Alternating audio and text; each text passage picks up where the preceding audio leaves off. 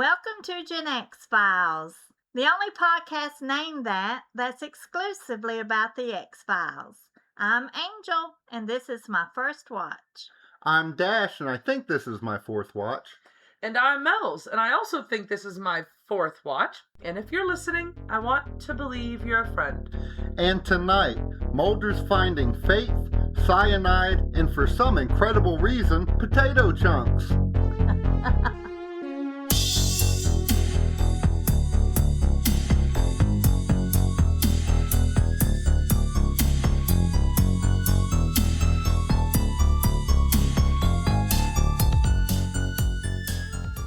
Friday, a faith healer is accused of murder. You killed those people with a touch. You doubt the power of God, man? But for Mulder and Scully, finding the truth I think the kid's for real. means opening the gates of hell. The Lord has testified against me! The X-Files, Friday at 9, 8 Central. All right, how are you guys doing? Terrific, honey child. You doing terrific? Yeah, how about y'all? Well, terrific. Something must have happened. What happened? Nothing. I'm just glad y'all are here. Oh, Aw. well, that's nice. I thought it was because you just climbed up Mount Everest and you didn't hang glide, you wingsuited down. Oh gosh, if I could wingsuit down, I've always had dreams about flying. I really would want to do that. Aren't you scared that you would crash into a tree like Sonny fucking Bono? Who gives a Or crap? George of the Jungle. I'd enjoy the experience while it was happening until I croaked. Yeah. Like, wee! Oh. Yep. Well, if you did croak in a insane wingsuit accident, it would keep me up at night. But what's been keeping you up at night? Well, I didn't get to go on a family date with some cool kids, so it was wrestling. Oh, yeah. We were supposed to go see Spider-Man Brand New Day, but we did not, unfortunately. But we promise the next episode we will, because we're definitely going to go this weekend, Yes, right? yes, we definitely are. Okay, it was my mom's birthday, right? Yes. Uh-huh. And she is in love with those Skechers slip-in shoes. But she said, Angel, I really would like a pink pair. So I go on the internet and I take a picture of all these pink ones and she picks out a pink pair and that's what she gets. And she said, oh, I love these shoes, Angel. I just love these shoes. When I was in the store walking around with your dad today, I swear I walked better. And it just reminded me, like when you were a kid and you got a new pair of shoes. Look how fast I can go, Mama. How fast I can go. I thought, oh my gosh, she's Dash all over again. Oh my God. You know, I think I do remember kids doing that. Like that being a thing that He kids do. definitely did it. I mean, when I get a new pair of work shoes after It's so not long. good. Well, no, it hurts. Yeah. You know, walking around for 8 hours, but you do get that speed boost where you're like, fuck, I'm the fucking RoboCop over here. Yeah, that's the thing that sucks Did we about... say that? I don't know if we said last week we watched RoboCop or not. I don't. Maybe we watched Maybe it. we didn't. Man, did we watch that this week? I think we did. We watched it like Tuesday morning. Yeah. So we did watch RoboCop. I really enjoyed it. Melz didn't enjoy it quite as much as I did. Because, you know, I've been playing Cyberpunk and all that. It was kind of excessive and still boring somehow. I didn't think it was boring at all. I didn't realize it was so much of a comedy, though. You know, you think it's just a straight-up action movie. It's a stretch. It's a satire. Okay, for sure. satire is fair. Yeah. Which Comedy is a type is- of comedy. Okay, well, yeah, if you like that. People will think I'm a weirdo, but sometimes when I'm watching a horror film, I'll just start laughing because I feel like whatever it was that happened in it Oh, was yeah, really like- comical. Like someone will like jump out from a corner and a character will be like, ah! And their face is just fucking hilarious. It's not Yeah, scary at something all. like It's just that. funny. Yeah, like in the Saw movies, anytime that fucking Hoffman, speaking of, is on screen, Hoffman. he's always doing that fucking purse lip thing and looking over his shoulder very cautiously. Uh-huh. Very funny. But what's been keeping us up at night? Well, you said you were kept up by toilet sounds. I was. That's right. I was kept up by freaking toilet sounds because something happened in the middle of the night. My husband said he heard a bang sound or something, and the next day woke up and there wasn't no water coming out of the sink. And I was like, what's going on? What kind of sounds was it making in the middle of the night? I don't know. I didn't hear anything. But in the morning when I turned that faucet on, it was going... Oh my God. It sounded like Donald Duck when he's angry or something. Yeah, it was fresh dirt coming out of the faucet. I was like, ew. It was dirt. Yes. What the fuck? Oh, so it was like brown sludgy water. Did you type shit. suffer a mudslide in the middle of the night? I don't know, but my husband said he called and talked to somebody and said, we're out here working on it. But I did hear that you brought up wrestling. Did you have anything you wanted to say about that? Well, I just wanted to give the wrestling fans out there a recap in case they missed anything. It was Roman Reigns against Seth Rollins. And I just wanted you to know Roman Reigns won like he always does. You know, he was holding that one title forever. Well, he won again. Sure. Yeah. And Chelsea, I don't know why, but my husband thought this was a big deal. Now, any of them other wrestling fans might know why it's a big deal, but Chelsea Green won the ladder match. And then I had something funny to add about Chad Gable. He won his first single title, and at the end of it, when he was so happy and everything, his whole family came in there, even his mom and dad, his wife and his kids. And when I saw his mom get in there, I was thinking, oh, help me, Jesus. I'd be tied up in those ropes. Y'all'd have to come rescue me from the rope.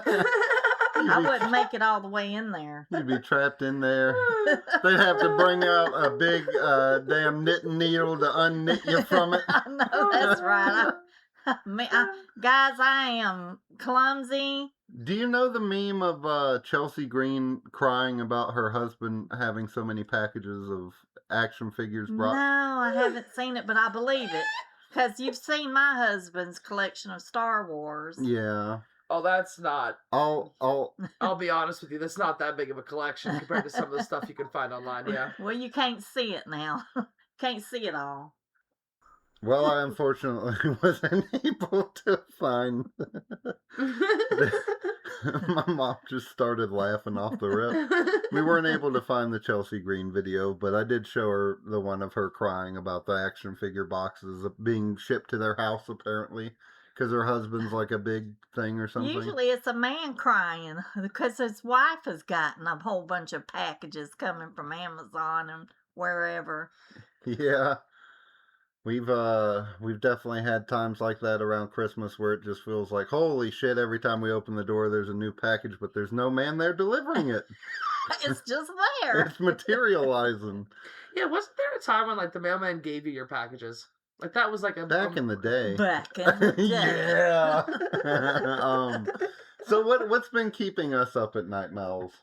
We've been playing a lot of Fallout 4, which Yeah. we got for the PC, and I'm not gonna try to take any credit for it at all. But you've been modding it, Yeah. and I've been playing it.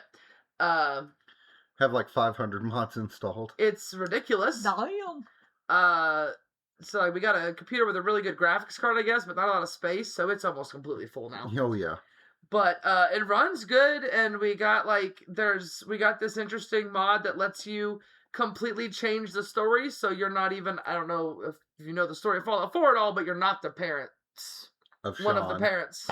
Which is crazy, because the whole story is you finding your kid throughout the whole game. Wow. But I'm curious how it's going to work out when it actually comes to that story point. Yeah, when we talk to him. Yeah. You know? That might have been a small spoiler alert for me, because, I don't play the game, but I watch the show. No. Well, what we're by the talking time about- that they adapt this, if they did, then it would be years in the future. So you're good. Oh, okay. You'll forget. Oh, you got that right. But besides playing a shit ton of Fallout 4 and Cyberpunk and watching RoboCop, we also watched Maximum Overdrive, which was the only film that Stephen King ever directed. Thank God, because he's terrible at it. He was shooting right next to David Lynch, and David Lynch had to explain to him the 180-degree rule. The 180-degree rule? So it's basically like if me and my mom were talking and somebody was filming it, there's an imaginary line between us, right? So the camera, if it's filming me, has to stay on this side of the imaginary line to maintain, eye contact. You can see who's looking at who and what's going on. Yeah. Stephen King didn't know that, and David Lynch had to explain what the fuck it meant and how to do it properly. Wow. Yeah, so David Lynch answered a question and actually explained something to someone. yeah, right. Stephen King, lucky bastard. Holy shit! David Lynch doesn't like to do that. I miss David Lynch. I miss David Lynch too. Who's David Lynch? No. One of the best directors of all time, Oh, Mom. yeah, and he died recently. He died last year in Okay, January. my bad, He my directed bad. Twin Peaks and Mulholland Drive. I was and just Blue kidding. Velvet. Lost Highway. Yeah, that's Blue Velvet was what he was directing across the way from That's what I Stephen was- King's ass. I was literally thinking they had to be around the same time. Yeah. David Lynch was like, lay off the cocaine, man. Which David Lynch was probably on cocaine too, I right? don't know if David Lynch ever did drugs like that. He may have. I Have mean, you seen his hair? yeah, you don't get hair like that without doing. Well, his drug was transcendental meditation. Okay, His drug was dreaming. but my drug is Weed? my drug is this episode, and you have a bowl full of episode, and I have a tidbit lighter. Oh, Okay. okay. Okay. Put the tidbit lighter on top of your episode. Yeah. I'm sorry. I'm not the best with transitions here. Hey, that's all right, baby. Give me some tidbits. Well, so the guy that played Reverend Calvin Hartley, Uh-huh. the Reverend guy, his name is George Girth? His name is Girthy George. No, his name is like George Gerdes or Gerds. Oh, that's an unusual name. Gerdes. Gertis? Before yeah, I guess so. Gerdes, like the TARDIS. But for animals that go gur. So before becoming a character actor, Gerdes was actually a singer-songwriter, and he released 2 albums under United Artists in the early 70s. And apparently Joni Mitchell was a fan of his music. You're kidding me. Apparently that guy... That sounds like it's a fake. No, I'm not making it up this time. This time. He eventually moved into acting and spent decades becoming one of those guys who appeared in basically everything. His credits include Single White Female, Amistad Hidalgo, the horse movie, The Girl with the Dragon Tattoo, Seinfeld, Lost, and Wow. Dexter. So he's been in a whole bunch of shit. Most of those are side characters of some sort. Yeah, and he was also on Broadway, too. So this guy's just... He's got a voice! He should have been the one singing in that video you showed me earlier with the girl. Oh, with the red yeah, I dress. showed my mom that song Red Dress by Sarah... What the hell was her name? Blake? Sarah Blake or... Blaine? Blair? I don't know. Something. Who cares? Selma Blair? Anyway, She just, I don't know what she's singing, but it's terrible. She's like, I got my red dress on. yeah, she's in a church and she's got a red dress on, and I showed it to Mom. I don't know. And the first 2 chords Because out of of the her mouth. religion aspect. Yeah, the first few chords out of her mouth. Well, your mom was like, wow, her voice sucks. Yeah. And then we got Campbell Lane. That's a hard word to say. Campbell. Let me see. Campbell, yeah.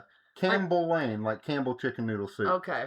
And he was Margaret's dad, the woman in the wheelchair. He was her dad, and he is an actor that later comes back in like Tunguska and Terma and Kalusari, which are X-Files episodes. Oh, So you just okay. look like, it sounded like you just spoke a different language. I thought he was talking about foods. Yeah. Okay, yeah. Yeah, she comes back as calamari. Yeah. She, he, whatever. Whatever. Tidbits, though. I forgot to introduce guest stargazing. I just said it was all tidbits, but look at those tidbits in the sky, because that's usually how I introduce guest And they're stargazing. shiny. They're shiny little tidbits for us to gaze upon. Yeah, those were some guest star tidbits. Here's some religious tidbits, I guess. Miracle Man was Howard Gordon's first X-Files script written without his longtime writing partner, Alex Ganza. Remember I said that they were like a powerhouse. They always worked together writing. Yeah. This was the first one, and he was a little bit nervous to not have his writing partner, so he went over to Chris Carter's house, and they brought out like a big bulletin board in the living room and like storyboarded a bunch of scenes as they wrote them and stuff. Oh, wow. Yeah, they were like having like a middle school hangout about their weird nerd show, which is pretty cool to me. Which is kind of what we're doing right now. Yeah, it's exactly what we're doing. You know, after this podcast, I just stood up and said, "This is just Howard Gordon and Chris Carter working on the episode." Yeah. Sure. But they did work together on like a couple more episodes in like seasons 2 and 3. Mom, I have a question for you. Yes, sir. So Melz and I are both atheists, yes? Yes. Would you consider yourself a Christian? Is that a fair way to assess yourself? Yes, I would. You would consider yourself a Christian? Something I found interesting about this episode is that Howard Gordon and Chris Carter specifically said they didn't want the religious people in Miracle Man to just be portrayed as like stupid fundamentalist stereotypes. And watching it as someone who is Christian, did you feel like they actually pulled it off? No. You didn't think so? Not at all. No? There was a lot of really, really stupid people in this. Yeah. So many. They just fell for everything. Well, yeah, they kind of portray But him as just some... I guess it would have been hard to do in this particular situation with what's going on. Yeah, because there's see, because I want to compare to real life, and like in real life, I don't think any of this could actually happen. But in this episode, it seems like he does actually heal people. Well, there are people out there that claim to be faith healers that, you know, like they have those big mega churches, and they're like healer. I wished I could remember it, but there is a video that the news played of my dad's mother who had emphysema, and she went to him and he proclaimed her healed. Now that she's in a church, just like the scene in the show, she's in a church, and the interviewer, as soon as the guy leaves and she's holding her hands up, the news lady or man comes up and says, "How do you feel?" And she said, "Well, I did feel something." And I don't want to laugh at my poor grandmother who's passed away, but she said, "I felt like my breath was taken from me for a minute." And then, you know, she died 2 weeks later. Oh my God. And this is a true story. And if I can remember, and this was a controversial man of faith that supposedly healed my grandmother that day. Yeah. And I'll have to look him or call my dad and ask him, who was it? What was the guy's name? Is he going to remember? Is his memory better than yours? Oh, yes. Did they check if she was poisoned with cyanide? No, they didn't check. Who knows? But no, yeah, that's one of those things. People, you know. So it's really happened to my family in real life, man. Yeah, like I feel like this scenario definitely happens in real life a lot. This is a huge thing. There's tons of cult things of people, faith healer people, evangelical, yeah, that's totally a real thing. But this episode adds the little aspect of he really brought that man back to life when he was a kid. Yeah, I feel like they definitely give you enough evidence in the show to make you think that he really did heal people. They give you enough evidence, but they don't give you enough to be sure. But you know what I am sure of, Mom? What are you sure of? What are you sure This of? episode had an air date of March 18th, 1994. Mom, what were you doing the day after St. Patrick's Day, 1994? I was probably out thinking, what can I buy my son to wear for his first Easter? Yeah. And I don't remember what I got you that Easter, but I've got a picture of you when you were about 2 and you dressed to the nines. You looked like you was the prince, Diana's son or something. That's how you were dressed. I mean, literally. Did I look like the Rizzler? I don't know who the Rizzler is. You don't know you know the Rizzler. The Rizzler's been on all the talk shows. Oh my God. The kid that does this? The little fat kid who goes like that? He's like 9 or 10 now, I don't probably. know him. Oh, well, if you saw him. We don't need a mom's meme corner for the fucking Rizzler. We'll show her him later off the episode. But, So That's gonna be fun. So I guess we're going to do that. But before we do that, let's get into the episode. All right. So we open up in Tennessee, a little town named Kenwood in 1983. It's a chaotic scene with firefighters giving aid at the scene of a fiery wreck. An older man holding a Bible walks over to one of the bodies, which is in a bag. He has a little boy with him, too. The older man unzips the bag, and the dead man's badly burned arm flops out as the child tells him to rise and be healed. A firefighter is like, "Hey man, your kid's playing around in this crime scene." Playing around with dead bodies. Yeah, stop that. The older man tells the firefighter to hush while the boy lays hands. The boy tells him to accept the gift of life. The disgruntled fireman says, "Look, kid, this man is deader than hell, okay?" The kid keeps praying, though. He says this is the power of belief, to create life from death. The lead fireman tells everyone the show's over and to back away, but just then the man moves, grabbing the boy's hand. The older Bible-carrying gentleman says, "Hallelujah, Samuel, hallelujah." That's just. It's crazy, huh? Yes, it is. You liked it, didn't you? Yes. I would have been like, "Hey man, don't touch me with your burned hands." You know. Like you're gonna get an infection. You don't know. This is a kid. He could have been playing around in some fucking chicken tenders that he's mashed into a paste. He looked like some chicken tenders mashed into some paste. Maybe this man was burned so hard he turned into chicken tenders, and he felt some of his kin on that boy's hand. He's like, "Dad." Oh my god. And then Reverend Hartley said, "These are not the tenders you're looking for." Oh my god. After the credits, we're treated to some home video of one of those Southern Baptist revival tent church deals. A preacher in all white is moving around excitedly asking for hallelujahs and praise while a woman lays on a table in front of him. Then it freeze frames, and I thought I'd lost internet for a second. Didn't you? It was like... Yeah, I did too. For like a split second. Scully presses pause, and it lingers on it for a second. I was like, "What the fuck?" Yeah, I was like, "What's going on?" And I was like, "Oh, they're looking at it Like, too." oh Yeah. shit, man. Is the internet fucking up again? She looks back at Mulder across the X zone who's sitting at his desk. She tells him the woman lying on the table has a malignant tumor on her spine, but a boy is about to come in and pray to heal her. Mulder is familiar with the preacher, Reverend Calvin Hartley, and the boy she mentioned is his adopted son Samuel, who he claims to have found as a baby lying in some tall grass near the Mississippi River. Which isn't explored, but crazy story. Yeah, did someone just be like, "Well, I hope you drown," and leave her kid on the bank? Well, you know what? I found you in a cabbage patch. Did you? Yeah, under a big old cabbage leaf. I was growing out of the ground? Yeah. Just Are you telling me my legs are roots? yeah, just like, yeah, look at them. They look like trees now with your 6'3" self. My 6'3" self and my thick thunder thighs. Ain't got no thunder thighs. I got them She-Hulk clappers. Oh my god.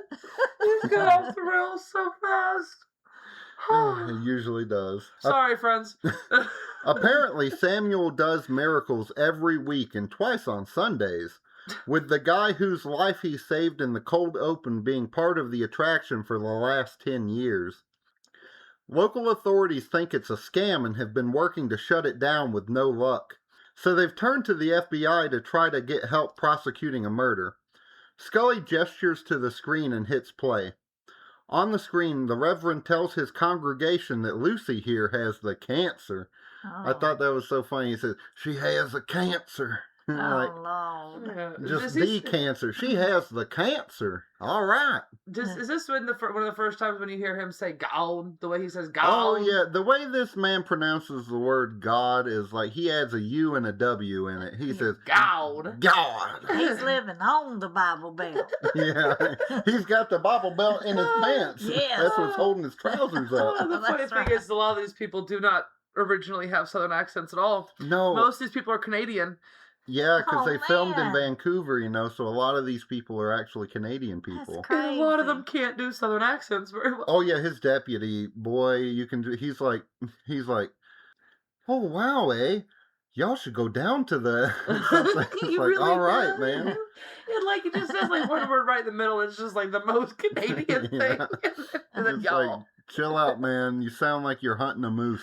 And you could tell on his face he's struggling to say it Oh too. yeah, he's like that. Pushing out the words hard. Don't push too hard now. You shit yourself. The Reverend says the doctors call the condition inoperable, but what they can't cure, the Lord can. The crowd hoots and hollers. We see Samuel, a teenager or young adult now, laying hands on Lucy. The Reverend says the Lord's power flows through him. Scully stops the tape. 20 minutes later, Lucy was rushed to the hospital where she was dead on arrival. Her cause of death was unknown, but it wasn't cancer. So I thought it was weird to cut it right there. I kind of want to know what happened next. Right, yeah. Like, did he like go like that, and then her body flung up in the air, and she said crazy things, and the cancer was repelled, or like what happened right at that moment? Because apparently she was healed, right? I mean, that's what they say. I mean, And then no, 2 they weeks don't later say she that died, she right? was healed. They just say that she didn't die from the cancer. It wasn't the cancer that killed Well, her. yeah, but I'm saying like in that moment that the church thought she was healed, right? Because he heals Yeah, everybody. I would imagine so. So what the fuck happened? Like, I don't know. I just thought it was Are weird we to cut not it. going to talk about the fact that the woman was in church on a gurney? Oh, Yeah, what the hell? Why That's wasn't she in a wild. wheelchair? I kept thinking, why in the heck is she on a gurney? If she couldn't walk, they could have just had her in a wheelchair. Maybe she can't even sit up. Who knows? They had a damn ambulance drive her around and pull her out of the back and drop her off and say, all right, we'll be back to pick her ass up. Like, there's later you see tons of people in wheelchairs just right in the front row. So I don't know. I guess because this was a big cancer is a big one. Yeah, I guess. Like that's one of the. He's got to really work hard on the cancer ones. Yeah. Arthritis and stuff is easy. But Scully was asked to come along to see if she could put her medical background to use. She apologizes that it's not an X-file, but Mulder just seems jazzed to be going to Tennessee for some reason. He was like, oh, when do we go? I'm like, all right. I Good think- old Tennessee. I think faith healers intrigue him, and based on some of the stuff that he has in his X-Files evidence locker stuff, files, whatever, he's got a lot of like stories of it really happening, and then lots of stories of it being fake too. So he's really interested to see if this is going to be a real one or not. Yeah, I think that's kind of probably. like his motivation there. She should have said, Mulder, you're the only 10 I see. Oh, yeah, baby. And as you see later, there is a little bit of flirting between them, a little Some bit. awkward flirt. We got to talk about some of this fucking dialogue. So maybe y'all. he just wanted to go with her. We see a huge marquee ringed with lights proclaiming the miracle ministry featuring healer Samuel Hartley with the tagline, "Come as you are, leave as you always wanted to be," which sounds more like the beginning of some kind of body dysmorphia pyramid scheme more than a religious revival. Mhm. Like, come on, we'll make you exactly what you want to be. All you got to do is buy into this program and then recruit other people. That was all I could think about was a Nirvana song. Come as you are, heal the blind. I said heal the blind. I heard you. Take your time. It's a good song. Hurry up. Our agents take in the crowd with Mulder saying he's sure he saw some of these folks at Woodstock. Oh, man. What the fuck And is... she said, "You just Mulder, you weren't at Woodstock." He said, "I saw the movie."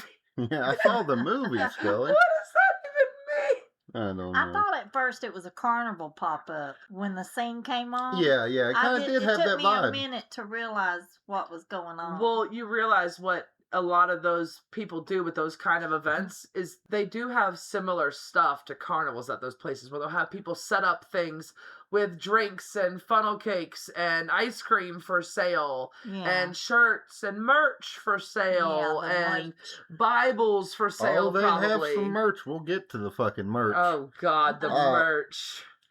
But a sheriff asks a woman sitting in a car if she's all right and tells her he won't be long. The team sits in on a sermon. Reverend Calvin tells the congregation that unfortunately Samuel won't be with them today.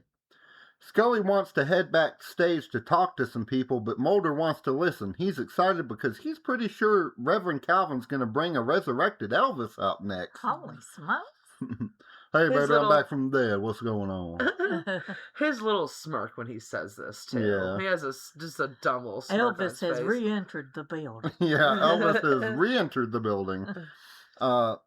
After the service, Scully tells the Reverend they'd like to talk to him. He's like, oh, I see Sheriff Daniel has brought in the cavalry.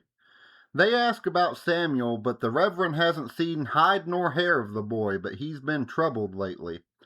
The burn man that Samuel saves says they have to go, and he and the Reverend drive off in a Cadillac driven by a chauffeur. And you notice the license plate. What did it say, babe? It said be healed. Yeah, it Oh, said wow. be Healed without the second E Yeah. before the D at the end, so Uh-huh. it's be healed. Yeah. Yeah. I also like to say this, which you'll see a lot more of him throughout the episode, but this Birdman guy, his facial prosthetic makeup It's thing he's got going horrible. on is horrible, and it always looks different. There's Yeah. different lines, and there's pieces hanging off on the sides, and I just didn't even mention it because every time you see it, there's just something wrong with his face. Literally. And not even like, oh, there's something wrong with his face because he's a burn victim. No, there's something wrong with the the makeup that they effects. did. I know what's wrong with his face, but you gotta wait till the deleted scenes for me to tell you. Oh, That okay. is awesome. I cannot wait for that. Okay, I probably watched that one, but there's so Uh-huh. many, I'm not sure. Yeah. The aforementioned Sheriff Daniels comes over to introduce himself to the two agents. He hands over a coroner's report they requested and asks them how they like the Holy Roller Community Theater Act. He tells them he remembers when the Reverend would stand on a corner preaching for spare change, but since that boy came along, Calvin Hartley has a Cadillac for every day of the damn week. which is ridiculous. Oh yeah, it's really ridiculous. And what's more ridiculous is it's been bought with money the sheriff thinks that could have went to schools and roads around there. This is actually a great time though, Mom. Oh Yes. boy. This episode had a tie-in product. What in the heck was it? Well, it was Norton Window School Man. What So- the heck? After the runaway success of the X-Files teaches you to type, Norton Antivirus took notice. If kids love learning computers with X-Hamster, surely adults were ready for their own X-Files themed software. Enter Norton Window School Man, Resurrection Software. Holy crap. Norton license, which is, by the way, they painstakingly thought this over. It took them 3 weeks to come up with a name. They were like, well, Miracle. Well, Mira sounds kind of like mirror. And you know what's like a mirror? A window. Yeah. And you know what windows are? Computers. Oh, yeah. The connection is so clear. So yes. Norton licensed Samuel Hartley's likeness for the program, promising to bring the miracle of resurrection to Windows users everywhere. Wow. Its flagship feature was Miracle Restore, which could reach into your computer and resurrect files you thought were gone forever. Accidentally delete your taxes? Miracle Restore. Lose 3 years of your unfinished novel? He is risen. But Norton believed miracles were meant to be shared, which brings us to Spread the Miracle. Once a file had been resurrected, Spread the Miracle would automatically email it to people in your contacts with subject lines like, "A miracle has occurred," and "He is risen." This worked beautifully until Nebraska Congressman Dale Bruckner accidentally resurrected several hundred deleted videos of him being erotically tickled. Oh. Spread the Miracle immediately began emailing them to congressional staffers, donors, family members, and various members of the United States government. Norton technicians were dispatched to Bruckner's office, where one reportedly stared at the computer and with tears in his eyes told the congressman that the damage was done. Oh. Downloads of Window School Man increased 600% over the next 48 hours. Norton nevertheless recalled the software and quickly released Norton Window School Man Resurrection Plus, which introduced an exciting new privacy feature.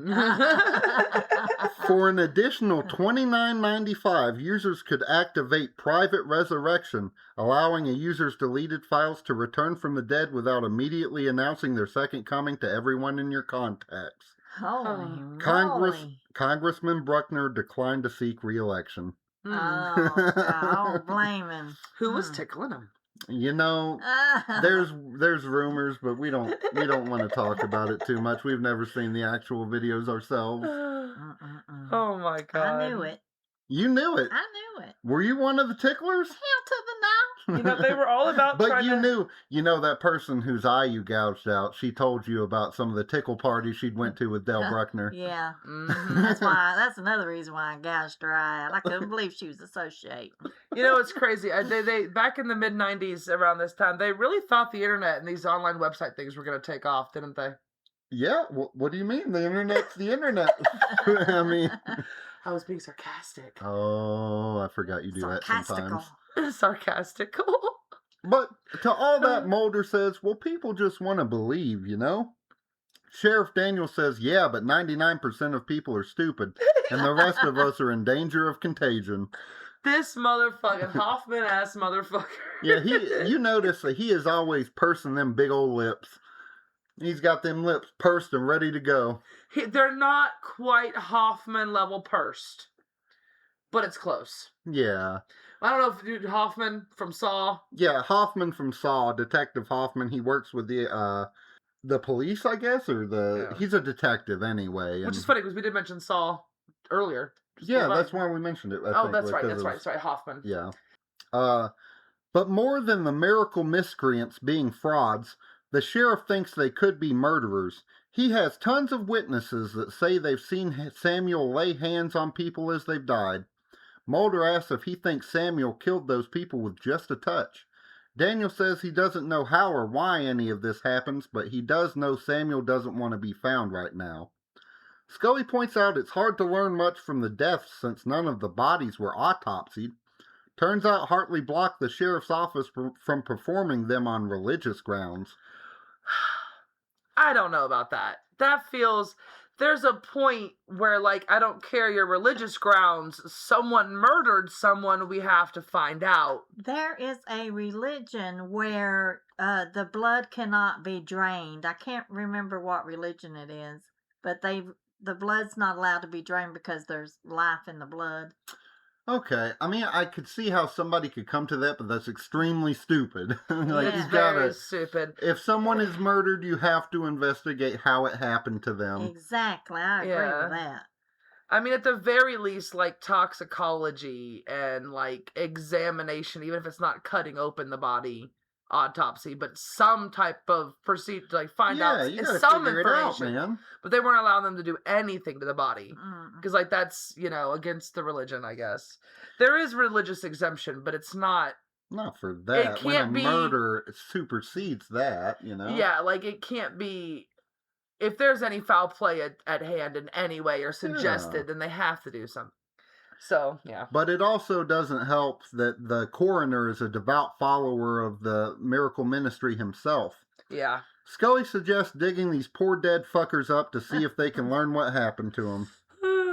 In the middle of the night, for some reason. Right? Wasn't it like afternoon when they said it? Yeah, I don't... She said it in like the afternoon, and then all of a sudden it was night and they were digging up a body. Like middle of the night. Yeah, it's like late as shit. It's like 10 p.m., bro. Yeah, I was gonna say like 1 a.m., but yeah, it's like pitch black. There's a moon. But, the sheriff's out there with our agents and they're exhuming a grave. And Mulder turns to see a very creepy crowd of candle-carrying churchgoers. It's like Frankenstein vibes. I had to make it hard for me, but I got through that without fucking up. Creepy crowd of candle-carrying churchgoers. That's pretty good. Closing in on them from the fog. The sheriff only told his crew, so it looks like he may have a few zealots on the payroll he didn't know about. Mm-hmm. The approaching crowd tells the agents and the sheriff to stop their sacrilege. Scully tells them they mean no disrespect, but they're investigating a murder, and federal law requires the bodies in question to be given a post-mortem exam. That doesn't impress the burned man Vance, who says they answer to a much higher power than the feds, a power that considers what they're doing a mortal sin. And besides, the deceased's family wants her grave left alone. Sheriff points out that Carol Wallace didn't have any family. Vance says bullshit. They were her family, and they're prepared to do whatever it takes to stop them, including holding a vigil. Yeah, and the them that he speaks of is the group of octogenarians behind him. I don't think there's a person here under the age of 60. These are all very, very, very old people holding candles, trying to threaten physical violence. You just see like a flabby 80-year-old man take off his shirt. He rips it. He's got like a wiry chest hair selection going on underneath. He's like, I'll fight you right fucking here, motherfucker. Put him up, mister. I'm all pumped up on Kool-Aid. Yeah, Oh, Extra Lord. sugar. I don't know what you're getting to next, but I think it's hilarious because they say we're okay. Well, we can't do anything about it. I guess these people are here. Yeah. I don't know. They're like, oh, the FBI and the sheriff are like, oh, well, these people here stopping us, so I guess we can't do anything. I would have been like, what in the fuck do you mean by you'll do whatever it takes? Right? That sounds like a threat to me now. Yeah, it sounds like you put up some caution tape around the grave and you start doing what you're doing. And if they decide to come over the line, then they're breaking the law and you can arrest them. They're, like I said, none of them are under 60. It shouldn't be hard. But, Mulder steps in to kiss Vance, apparently turned on by his tenacity, but is stopped by the sheriff. And, you know, since you pointed out that he's always having his lips pierced, I think he was jealous. He's like, Mulder, come over here and kiss me. I've been sending you signals with my pursed lips. Yeah. That's why he's like, don't kiss him. He's jealous. Kiss me, Mulder. Oh, you totally said pierced one of those times instead of pursed. Well, he's got pierced and pursed. His pursed lips are pierced. He's like, don't you want to lick on my snake bites, Mulder? Oh, he does purse his lips so much. Sheriff tells them one of his men just spotted Samuel's car, and they all head downtown to check it out. Turns out the car is parked outside a seedy bar. A barkeep tells them that Samuel just got into a fight and is very drunk. We watch a beat-up Samuel slump into a booth and grab a cigarette he lights as the trio comes over. Samuel tells them he's been thinking. The sheriff hopes he likes it because he'll have plenty of time to think once he's under... Fuck, dude, I wrote plant instead of plenty. Hold on.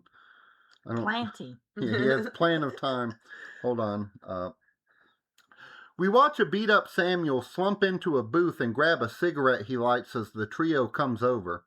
Samuel tells them he's been thinking, and the sheriff hopes he likes it because he'll have plenty of time to think since he's under arrest on suspicion of murder. Sheriff agrees to let him finish his beer first, though. Which is crazy. That's like such a small-town thing. It's like, yeah, you're under arrest, but finish up your beer, son. Well, that's like in towns where, like, no matter who you're arresting or who's doing the arresting, they know each other from forever. You get pulled over in a small town with an open container alcohol. The cop's like, well, you finish your beer here. I'm going to have a talk with my dispatch over here. We're going to flirt a bit. Well, something. there was this one time when I broke down in Buchan, Virginia in the middle of the night. Buchan? Buchan. I think it was Buchan, and whatever it was. Buchanan? I have no idea. But it was BFE. BFE, Virginia. And I had to call the cops at a payphone. That's how long ago it was, kids. Payphones were still around. And they came to help me. And they were going to take me to a hotel because it was 4th of July weekend. No openings for places, but they found me one. And guess what they were doing as I was driving in the back of a cop car? Passing a flask to each other. Are you serious? I am dead dog serious, honey. Are you talking what? Early 90s? Mid 90s? Early 90s, yes. Was he? No, he wasn't born yet. Okay, so you're talking early 90s. Yeah. Damn. And like, just like, were they trying to hide it from you? And No. you happened to see it? Or they were just like, No. oh, here you go? No, they were just passing it around. Did they ask if you wanted some? No, but I got cops prices at the hotel with the only room they had left. So that was good. Well, there you I'm go. surprised they just didn't pay for the hotel for you. Yeah, that would have been even better. What the hell? Right? Bastards. But Mulder doesn't really understand why Samuel is under arrest. The sheriff says, what more do you want? He's practically giving himself up. Which he's not. What? Yeah. He's just sitting there saying, he's just sitting there being drunk. And he's really enjoying his cigarette. Yeah. Yeah, he is. Mulder's like, yeah, but he's like obliterated drunk. The sheriff says, great, I'll add a drunken disorderly charge then, but let's get one thing straight. It isn't a question of if he's guilty, just how the son of a bitch did it. Uh-huh. Mulder asks to speak to Samuel before the sheriff hauls him in. So he sits down and says it looks like Samuel took a beating. Samuel calls it penance. You know what they say, he giveth and he taketh away. Sometimes a man gets too proud and needs a swift kick in the ass. Saves God the trouble of humbling a guilty sinner. Scully says it seems like a dramatic way to look at a common bar brawl. Mulder asks, guilty of what? Murder? Samuel meekly says, yes, sir. Mulder asks him how he did it. Samuel seems genuinely ashamed, saying his pride was an open door for the devil, and now the gift God has given him has been corrupted. Scully asks if God gave him all the jewelry he's wearing, too. Right. He challenges her religious beliefs. She says the only thing she doesn't believe here are his claims of power. He shows them his abilities by saying that Mulder is pained, which feels like a layup. I mean... It feels like he just has a look on his face. Yeah, but okay. Mulder always looks like he's in pain. You just don't know what it is. He's either got to shit himself or he's thinking about his past. Who knows? He's like, damn them burritos.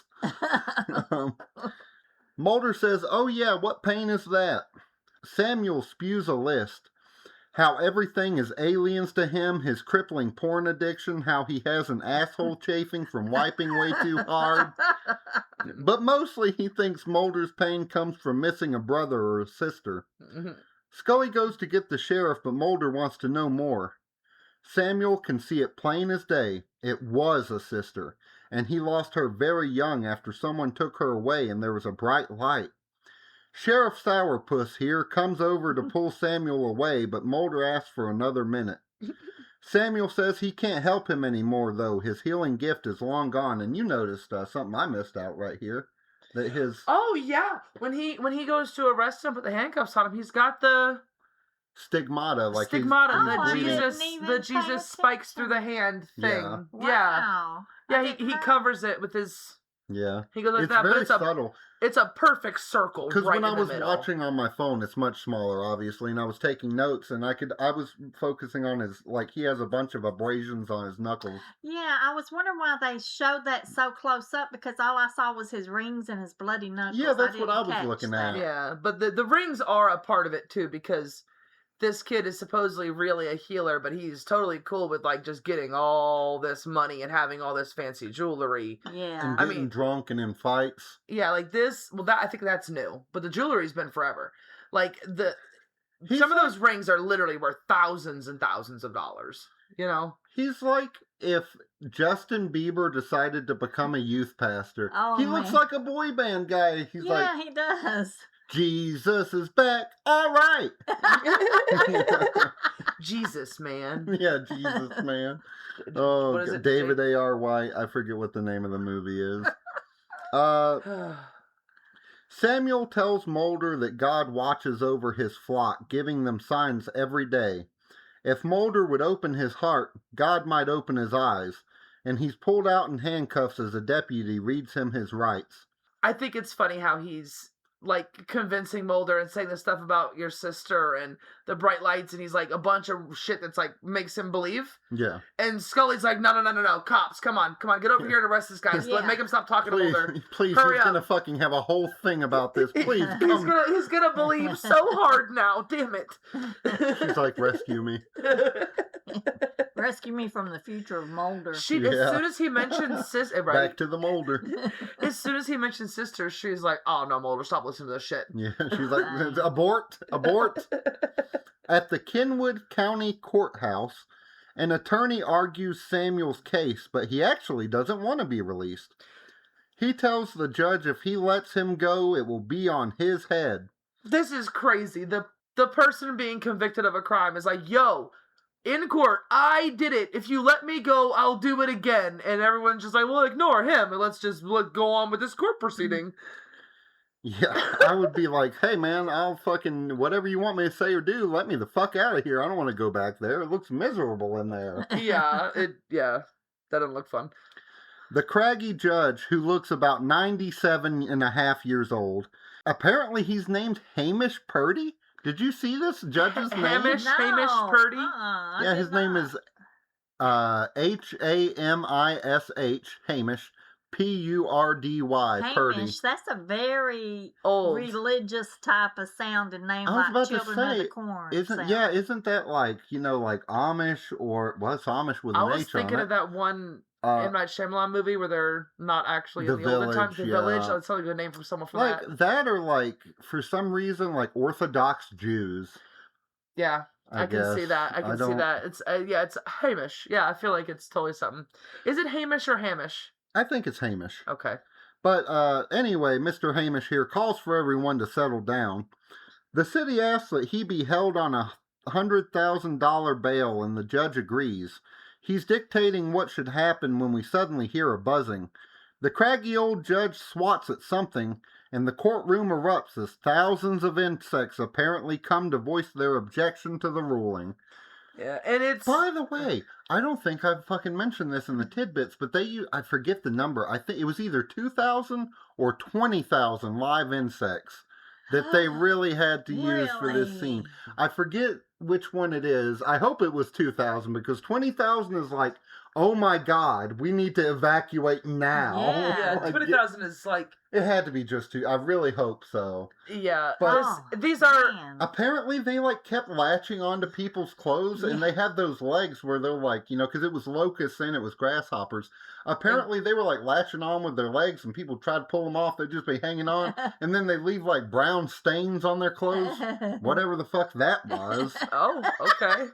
So, Insect Dust shit, I from- guess. and Dust keep in from their mind, living. I'm working off of my memory of reading this information, so that might not be accurate. But I know they said there were brown stains on the clothes, and there was a shit ton of insects. Hopefully, not 20,000. I can see maybe some of these were locusts, but I'm almost certain all of these were grasshoppers and A crickets. lot of them were, and then they keep calling them like it's They weird. refer to them as locusts at one point later, and then they also refer to it as grasshoppers later. Yeah, So I don't know. but, whatever.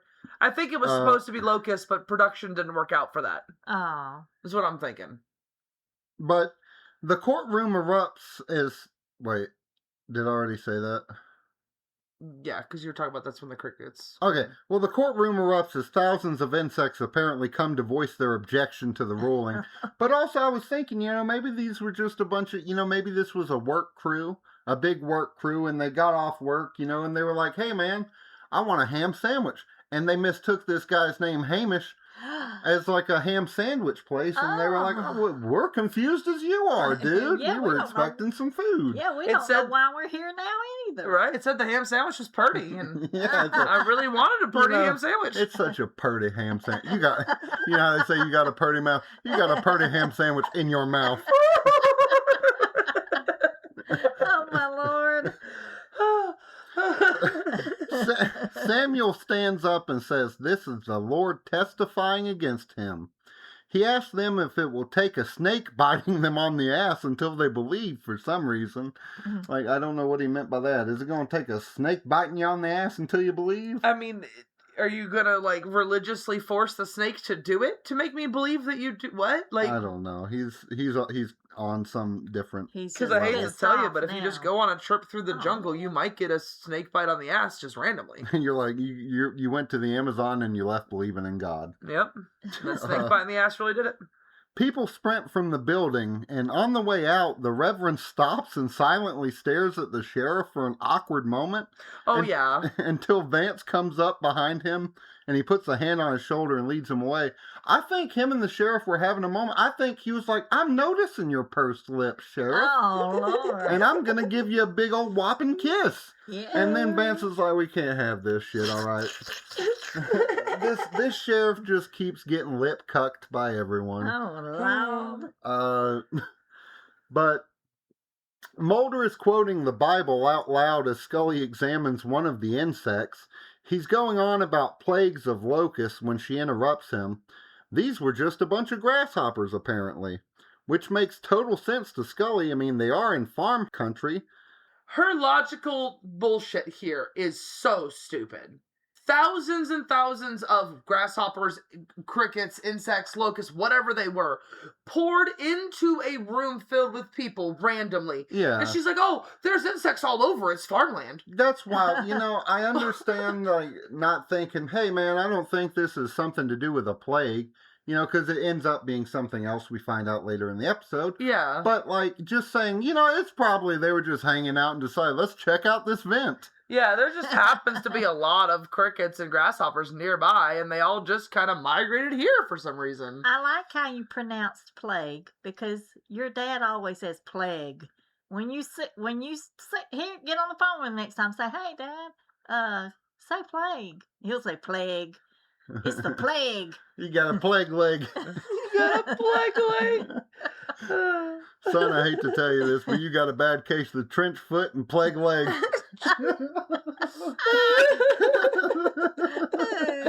I don't even know what the fuck trench foot is, but I know it's bad.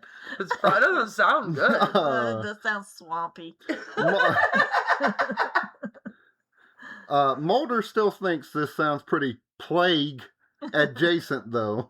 Scully asks if he's got a polymarket bet on death of the firstborn being next. But then she gets serious and asks him if he's so invested in this case because of what Samuel said about his sister Samantha. He shows Scully some of the stuff he's found, cases where people had tried everything to no avail, but who went to Samuel and were miraculously healed. It's like he hands her a file folder of I want to say dozens at least, if not more, of cases of people with serious illnesses. And there's proof and evidence, doctor filings, and then they saw Samuel, and then they were no longer had those diseases after that. That is weird. And she's immediately like, well, there's been cases of spontaneous healing randomly. It's yeah, but these have Jesus one Christ. Connected thing in common, man. They all went to this guy. So shut up, Scully. Fuck. I swear to God, Yeah. sometimes her logical shit just makes me angry. It does. She just with the crickets, man. What do you mean? There's crickets nearby. What do you mean? Yeah. It doesn't make any sense. He's seen tons of stuff like this that amounted to nothing much in the X-Files, but he thinks this kid is the real deal. He thinks maybe Samuel is able to affect the body electromagnetically to heal and destroy. Scully asks, even if that were true, why would he want to kill? Mulder starts to answer, but is interrupted by Burned Guy Vance at the door, who says the Reverend would like to see them. At the Reverend's lavish home, our agents sit down with the Southern gentleman. Lavish. Yeah, It was ridiculous. it's like light pink. It's got a nice little Gold. awning for you to drive in and not get rained on. If you're Yeah, there's gold. I don't even know what you would call it. Gold, outlines and statues that are made. It's just Gold Inlay layment? or something. Inlay, yeah. I was going to say layment, so inlay. gold inlay. Yeah, stuff is painted gold all over the place, and it's very excessive. I don't think we need to make a comparison to what we think it's similar to. No. I wonder if he's got a golden toilet. But anyway, he tells them he's sorry for how he acted the other day. He's just been under a lot of stress. But he needs their help. Mulder says what he needs is a real good lawyer, but the Reverend is pretty sure it'll all be okay. He knows Samuel is innocent because his son could never do anything wrong. Just like my son. Dash. I've never done anything wrong a day in my life, have I? Nope. Yeah, you're an angel and you're perfect. Yeah. That's right. Mulder isn't too hopeful about a jury being convinced by that alone, especially given that Samuel confessed. The Reverend says some people fear Samuel's power. People like Sheriff Sourpuss, who have tried to shut him down for years. I just realized I wrote, tried to shit him down for years. That's all right. I mean, he's offered to help with the sheriff's wife's terrible arthritis so bad she's throwing her own unique gang signs. But the sheriff wouldn't allow it.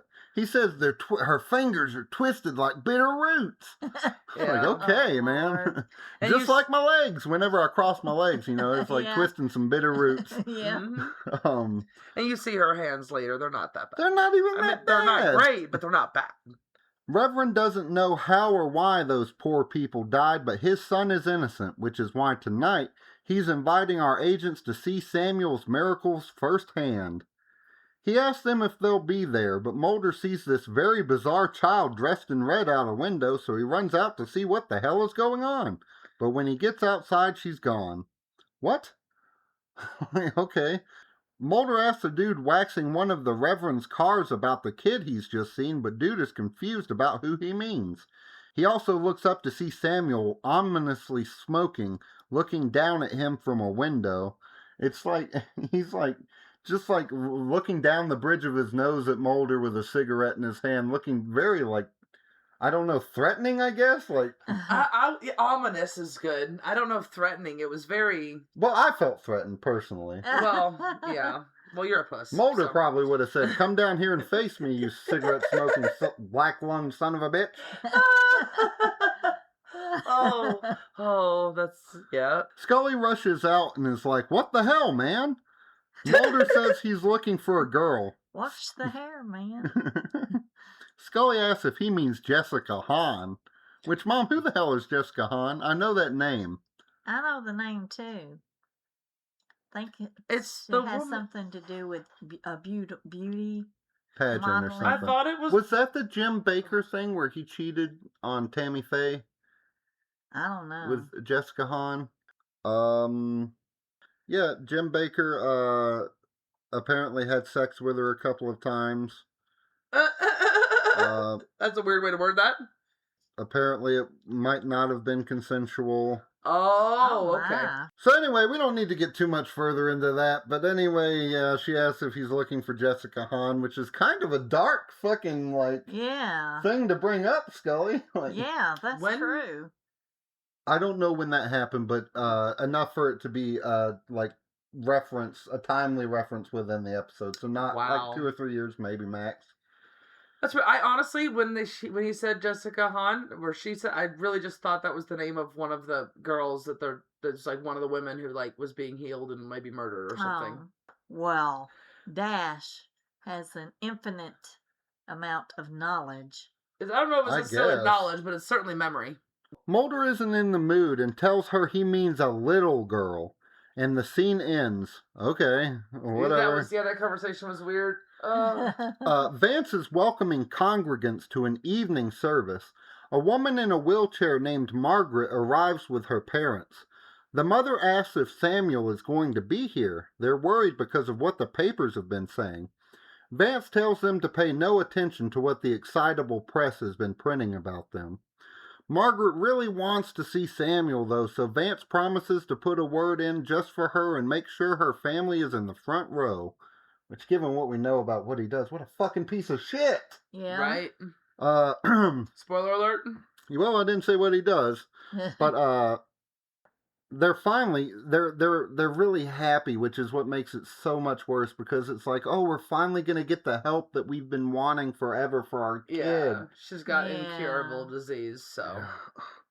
Backstage, Samuel tells the Reverend he can't go out there, especially after everything that's happened.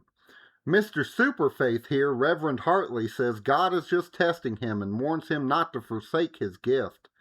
Vance comes in and Hartley tells Samuel to let the man whose life he saved testify to his healing power.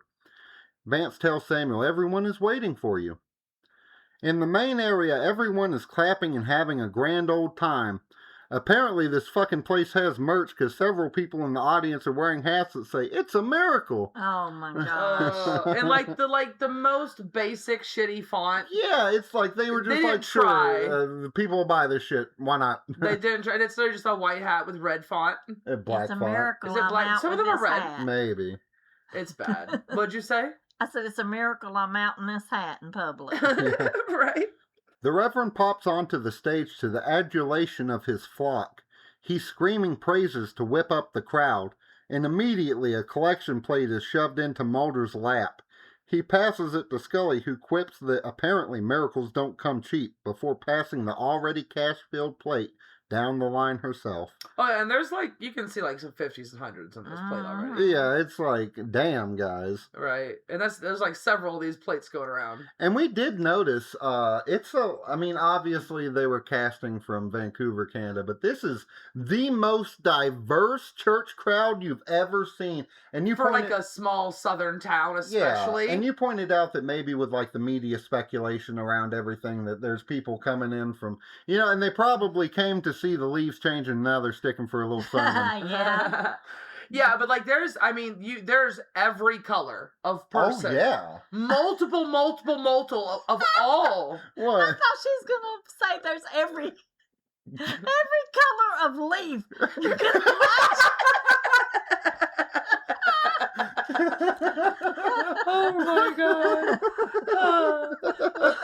Oh my god. There were so many colors of leaves, let me tell you. But no, That's why they go there. You won't fucking believe it otherwise.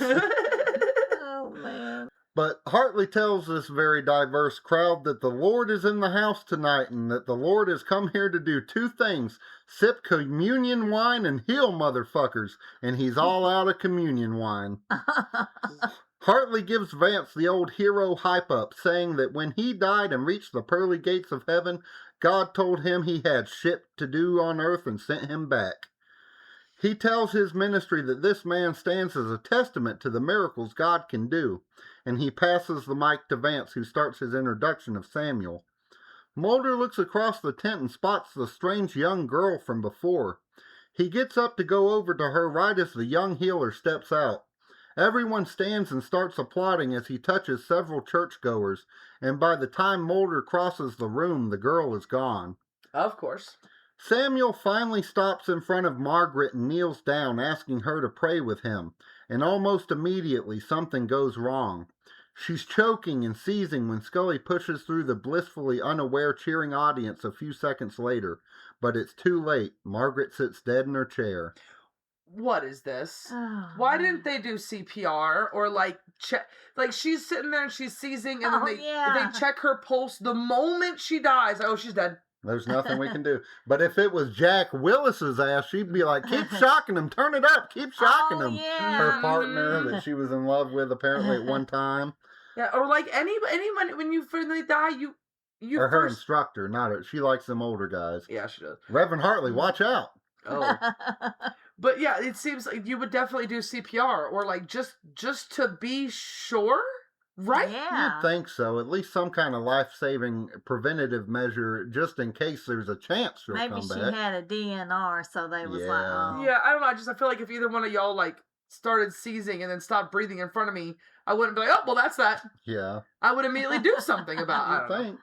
Outside Kenwood County Hospital, Vance and the miracle miscreants are back on vigil duty, trying to stop Margaret from being autopsied. Inside, Scully pleads with Margaret's father. She knows the ministry is pressuring him, but this is now the third death connected to them. He says Reverend Hartley told him a post-mortem would go against Scripture. Scully asks what Margaret was sick with.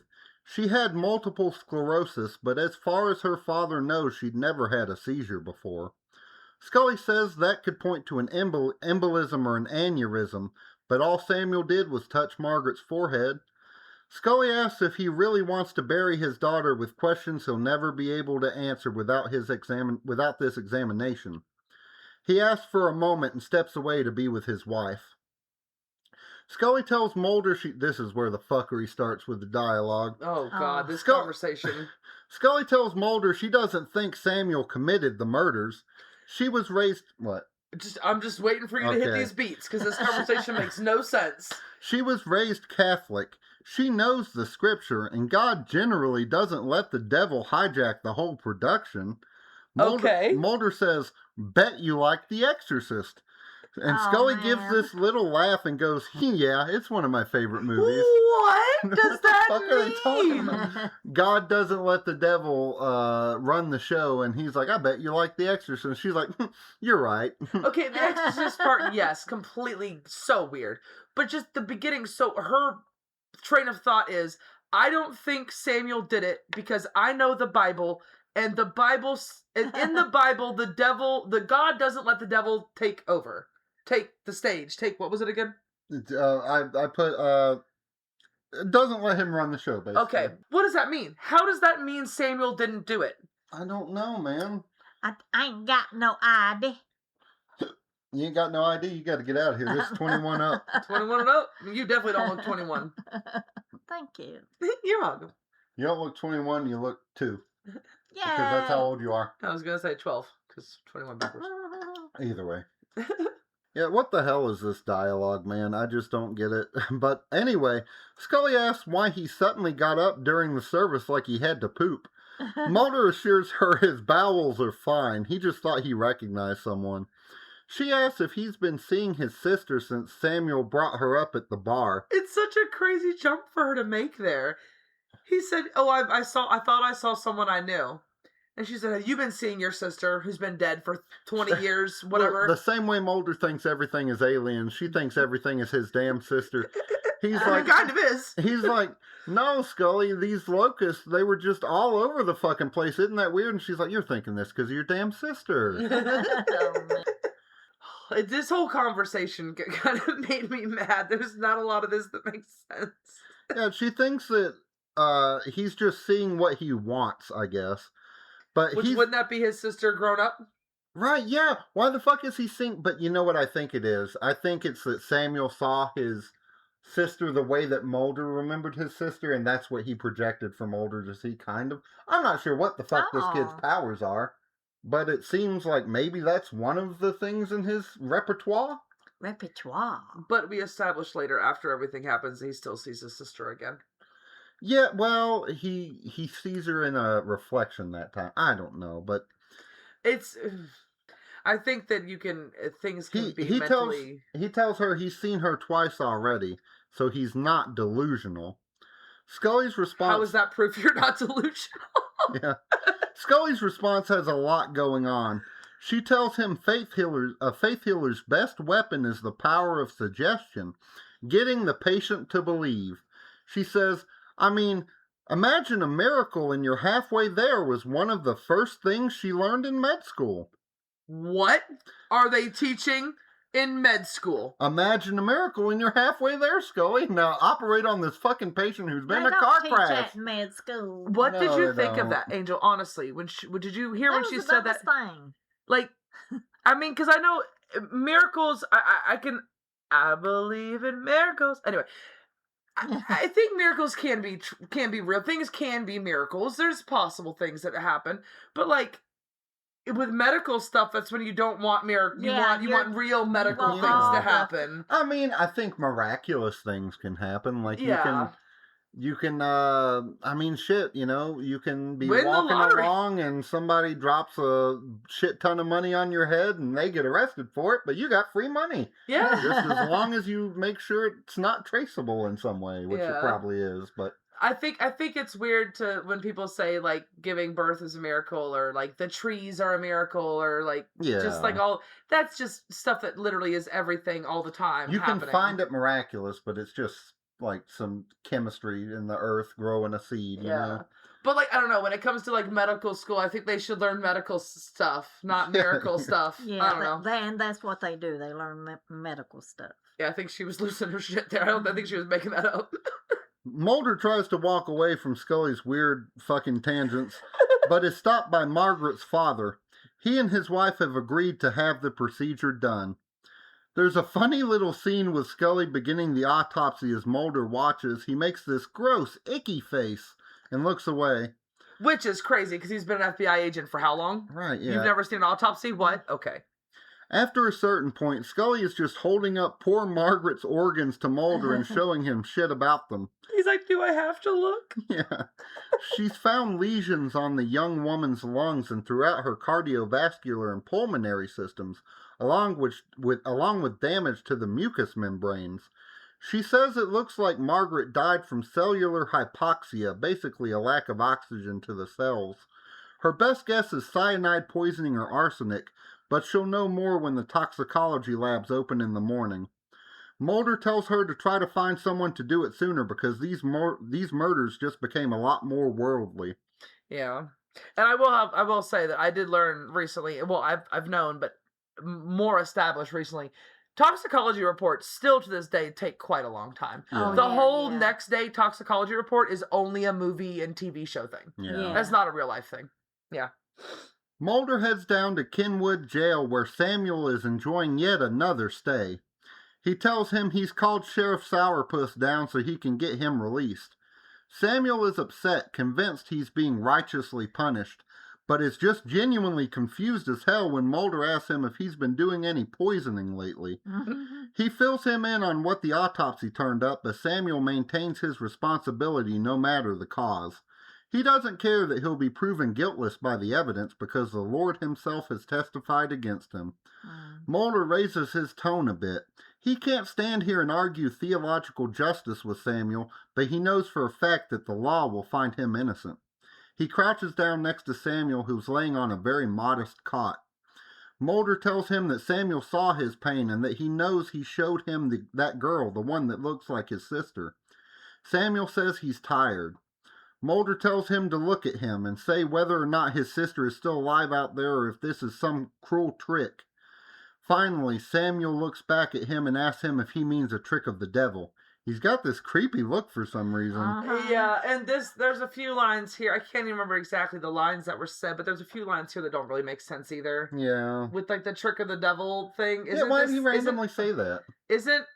No matter what he's doing or how he's doing it, it's pretty much a trick in some way. The devil made me do because it. he's showing him a person. Like, that's a trick in some way. He's tricking him. He's mentally fucking with his head, whatever you want to call it. Does Mulder think that that's actually his sister? He's like, look, I know my sister never had a growth spurt. She still looks 12 years old. Yeah, like, I feel like your logical brain would be like, oh, I'm, 20 years older. Yeah. And I'm seeing this little girl. Obviously, it's my brain doing something with my memory. Obviously, it's like logic. Mulder's sister didn't eat her Wheaties is the problem. She got taken during a camping time, but she's wearing a red evening gown. Well, no, they weren't camping. They were at their home. It was Christmas. They were playing like a... Oh, okay. They were playing some kind of a board game, Stratego. It wasn't... Yeah. Or Risk. It was a board game that I was like, what is that? Because I was like, I think it's Risk. I thought they were outside in the... Oh, never mind. I'm probably getting it mixed up. You're thinking of Conduit, where they're sleeping outside and the... That's right, my bad. The little boy Kevin's sister gets abducted. The one where they made a conduit? They made a con do the electrical Don't forget, friends, I have a weird, messed up mind and memory. Love you. They love you too. Mulder yells for the jailer and exits. On his way out, he sees Sheriff Sourpuss, who's just now arriving. He tells the officer he wants Samuel released, that he's innocent. Old Sourpuss says, "You're a little out of your depth, ain't you, Agent Mulder?" Mulder? And the way he says his name, it's almost like he's saying a slur. You know? He has like an extra couple of like syllables in the middle that don't... Yeah, he put like that extra emphasis. Southern polish on it that makes it sound like he's saying a slur. Mulder. He put the hard R on that Mulder. Oh my goodness. He didn't say Mulder, he said Mulder. Dur. He tells him this may be Hickville to a big city fed like him, but they have still heard of the legal system. Mulder says he's not looking for a fight, and besides, the kid is determined to stay. Sheriff asks him what the hell that tells him. And like a cold motherfucker, Mulder turns around and tells him that these inbred boss hog wannabes are willing to charge someone they dislike just to seem competent while an actual fucking murderer walks free. Ooh. He drops a mic he was holding for some reason, does a 180 and walks out with his head held high. He does that little the little swing with his head where his hair flies back, you know? Yeah. I mean, butter bacon. That's an inside joke. You know what, Mom? What? That's a great moment to bring this up because that is such a funny inside joke, and this is one of the few X-Files episodes that has to do with religion. There's a couple more. But, you know, we went to, who was it, Tanya? Yeah. Tanya, or my mom's best friend. Long-time best friend. Yeah, she's Pentecostal. We mentioned her in a previous episode. And we went to a church one time with her, and the somebody in the crowd, the pastor's name was Brother Bankins, wasn't it? And the guy in the crowd kept saying, "Come on, buttered bacon." This poor guy couldn't pronounce anything to save his life. He was like, "Come on, buttered bacon." What was the name? Yeah. Brother Bankins. Brother Bankins. And he was saying buttered bacon. Yeah. Buttered bacon, buttered bacon. You know what you gotta do? You gotta take your buttered bacon, you gotta dip it in your bingo gravy.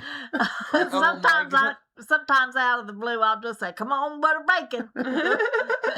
We ain't even talking about religion. There's a whole selection of vocal stems from that era, like we got. I'm watching baseball, dang it. Yeah. And, Old Pete's feet. Oh my god. Can you cook bacon and butter? Who was watching yeah, I'd baseball? imagine so. It Dang would it. just be extremely fattening, right? Was Yeah. that my friend Debbie's dad? It was your friend Debbie's dad, yes. Who I'm sure has passed away because he was Yes. old as shit then. He's listening right now. I guess. He's like, I got mentioned. You know, Debbie's dad, let us know if they have Gen X files in heaven, okay? We clicked that box to upload to heaven, right? I hope we did because I'm really waiting for the analytics on that one. Woo. But that chap's sheriff, Woo. that chap's sheriff. This is going to be fucking horrible. That chap's sheriff sourpusses hide pretty bad, and not long after, two capable-looking guys are led by a deputy back to Samuel to pay him a visit. And you can tell it isn't a friendly one because they start kicking his ass. Yeah. I'm kicking my own ass. Who do you think you are? Oh, yeah. Mom, Huh? you know, we got to do something because Melanie said it, and I know that you haven't ever heard it. Hold on 1 second. Mom's meme corner. So, you know, professional bowling is a little bit intense at sometimes, it would seem, based on this clip I'm about to show you. Okay. Do you ever watch much professional bowling? Never. Okay, well, watch this. Okay. Strike to claim it. A strike to claim it. And he got it!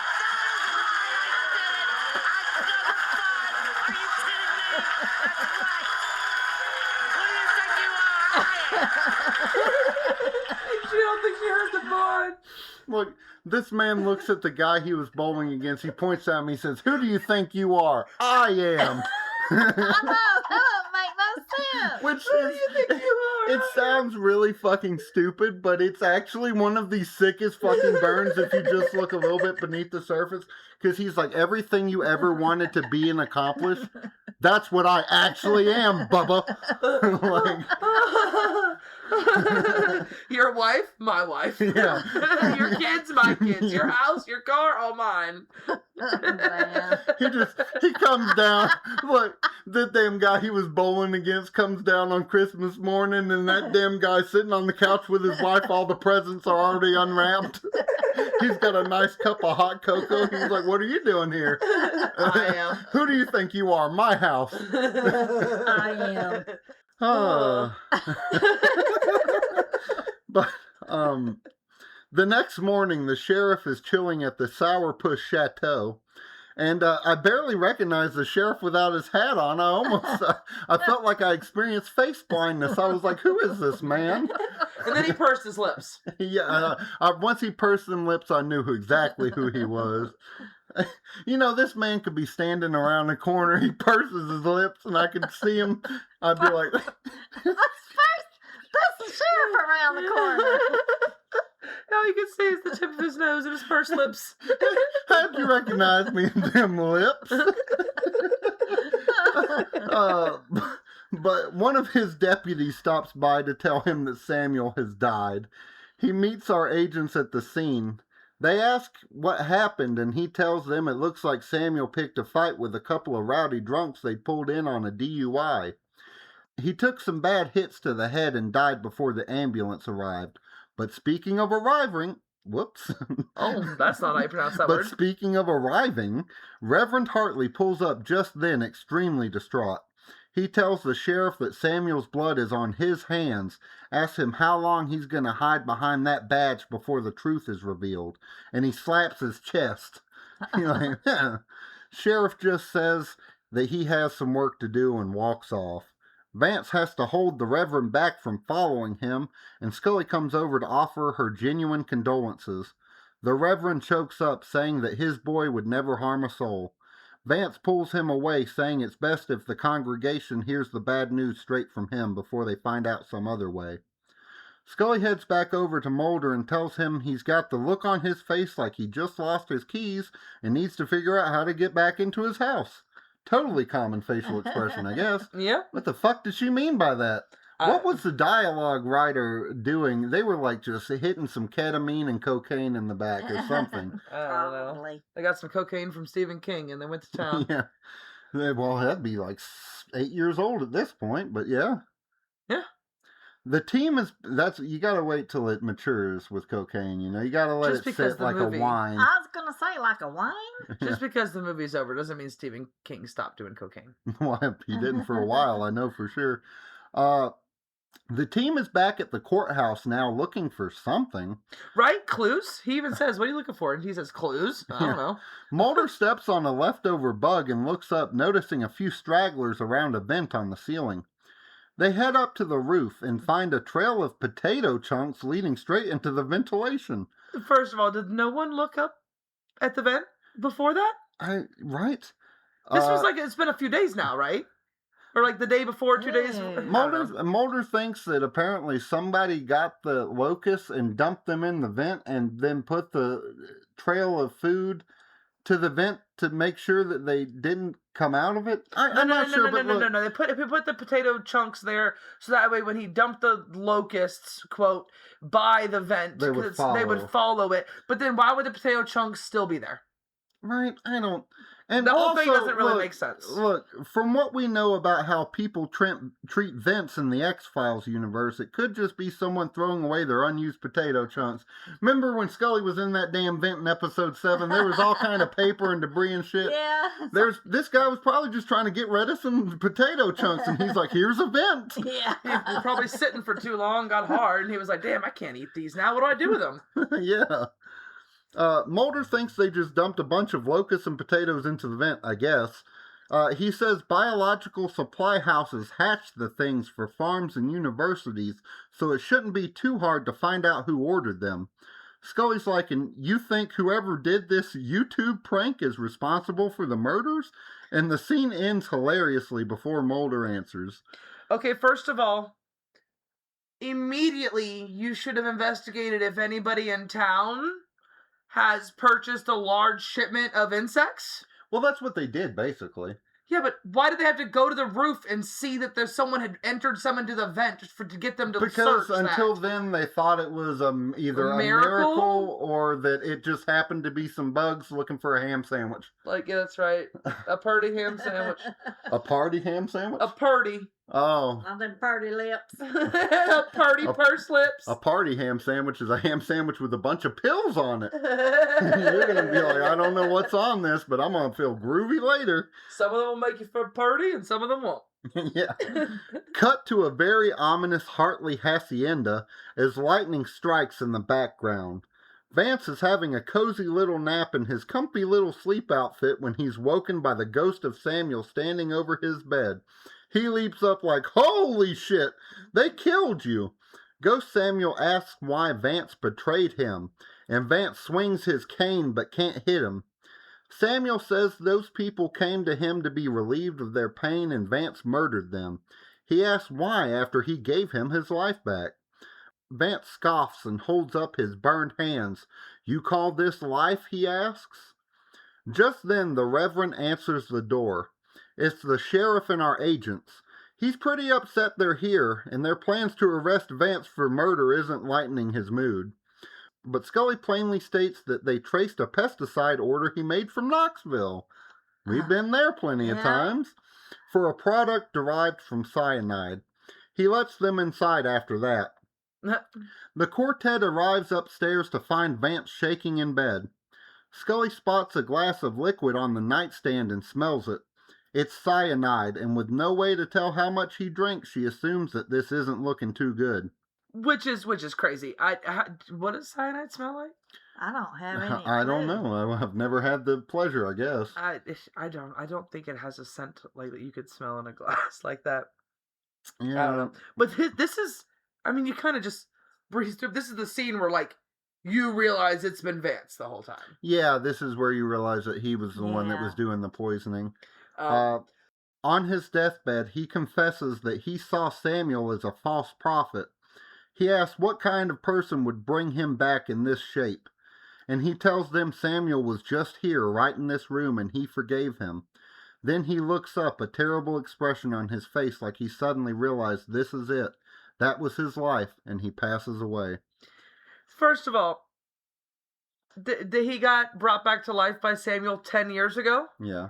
So for 9 3/4 years, he was perfectly fine with everything happening. And then just recently, he changed his mind and decided he didn't like being alive, and he's mad at Samuel now. Maybe it was stewing in him. Maybe it just stewed. It was stewing like Stephen King's cocaine.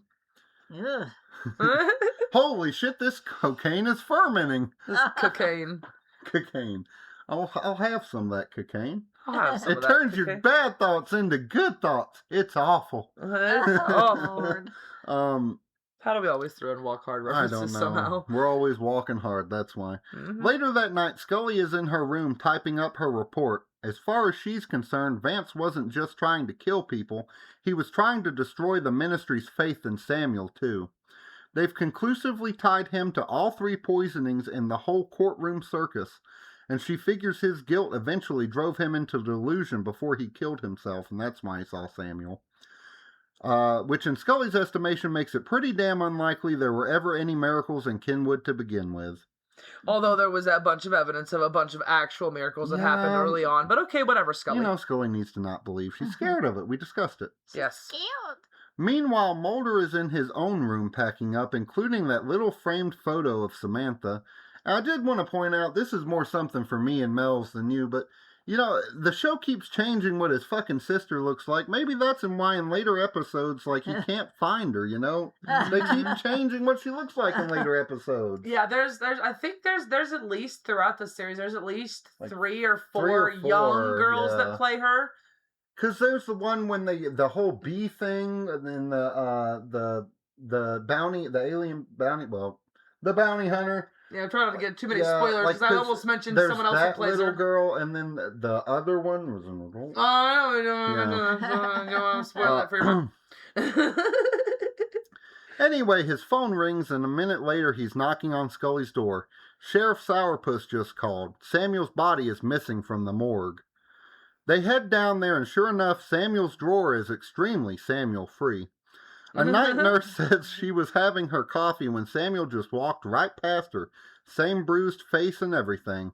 She thought her tired graveyard shift brain was fucking with her, so she followed him around a corner, but he disappeared.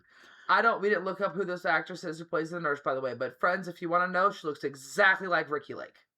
Oh, I didn't even notice. She looks identical to Ricky Lake. I didn't look it up. She might be Ricky Lake. You said it's not possible. I have no idea. After that, Nurse Ricky Lake checked the morgue and his body was gone.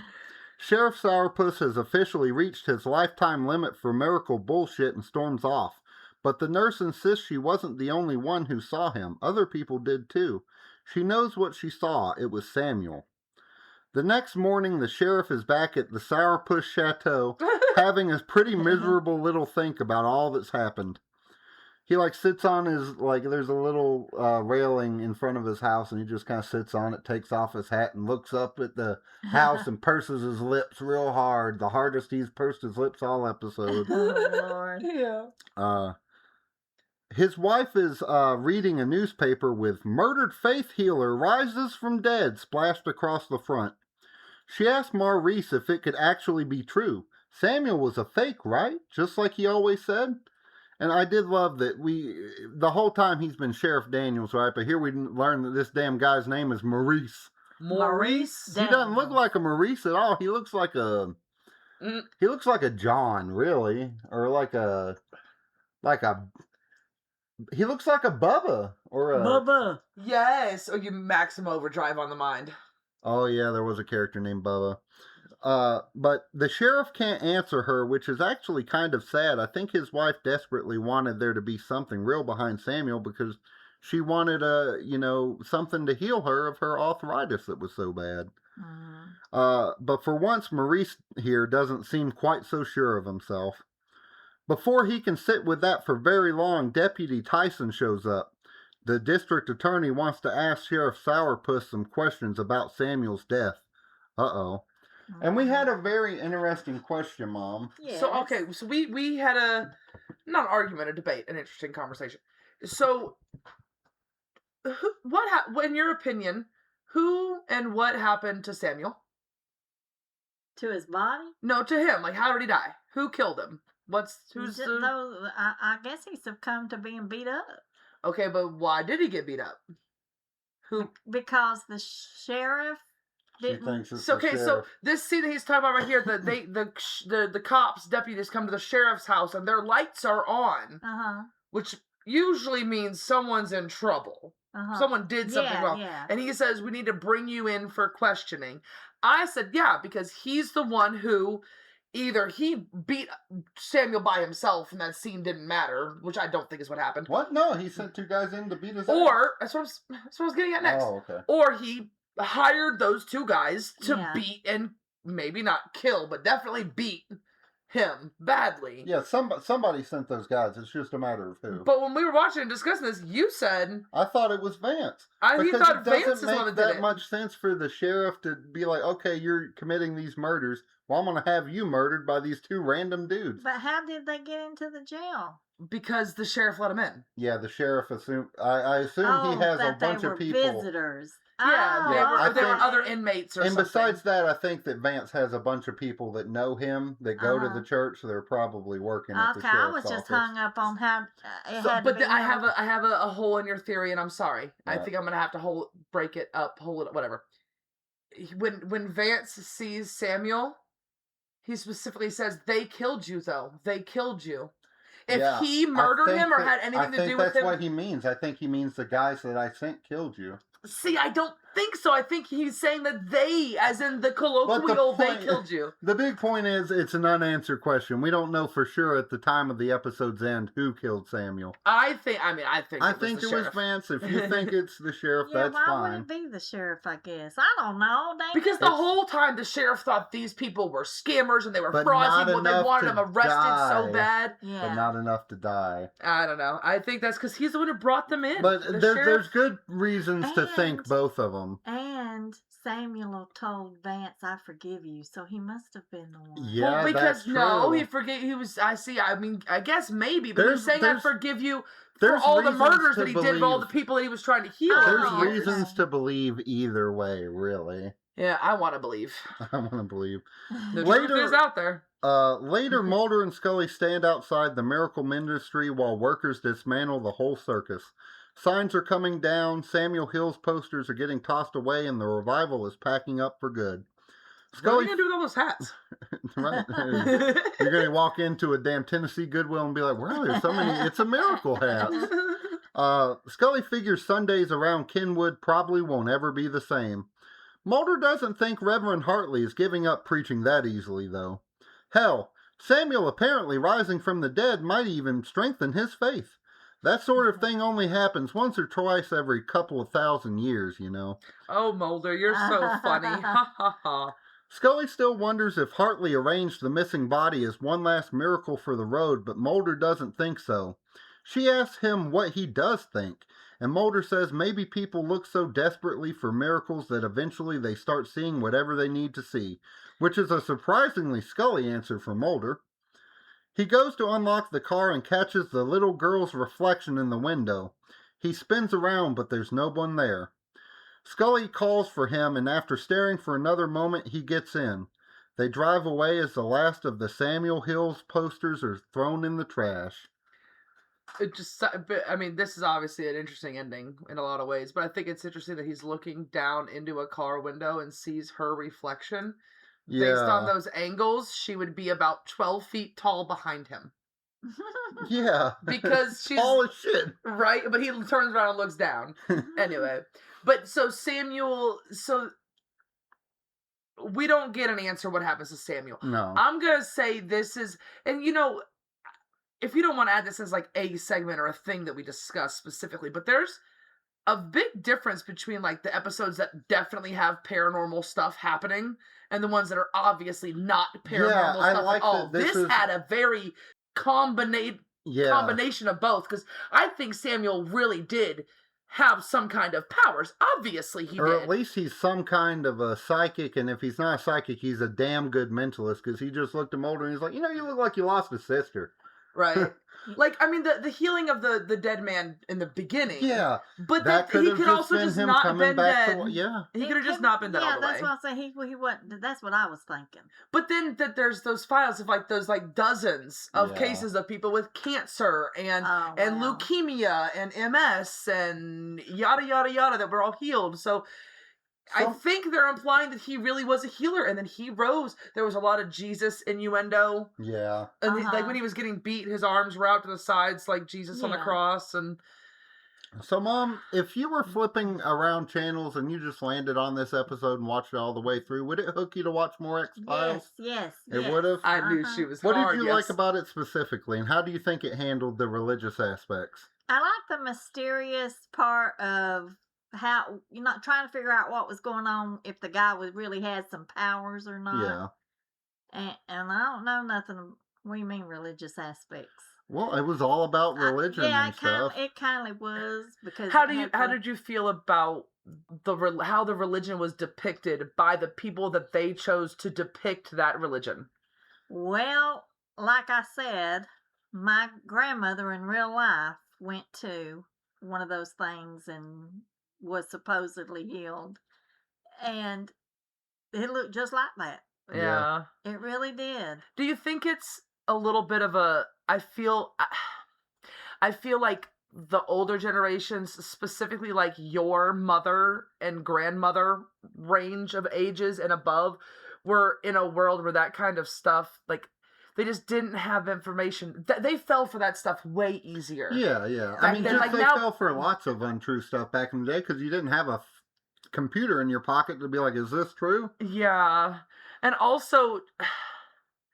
See, because I feel like the stuff with technology nowadays and AI and kids and all this stuff, kids are not learning as much as they should. Oh, yeah. But they're like also learning and having access to way more information than ever before. It's like a bell curve. Luckily, it hasn't went all the way back down, but man, we got really smart, and then now I feel like there's just so much TikTokification of, like, these kids' attention span that, like, they're not learning anything unless it's like, holy shit, here's a person falling off a building, but right before he hits, and it's real footage, and we're going to show you a math problem, okay? And then we're going to show you 3 seconds of Bluey followed by a YouTube prank video, and now we're going to teach you about multiplication. Like, that's how you got to fucking approach these kids these days. There's going to be 6 videos on the screen at one time. It's not necessarily that bad, but I think it is going to get worse in the future, and I do worry about it. So with all that being said, do you think about...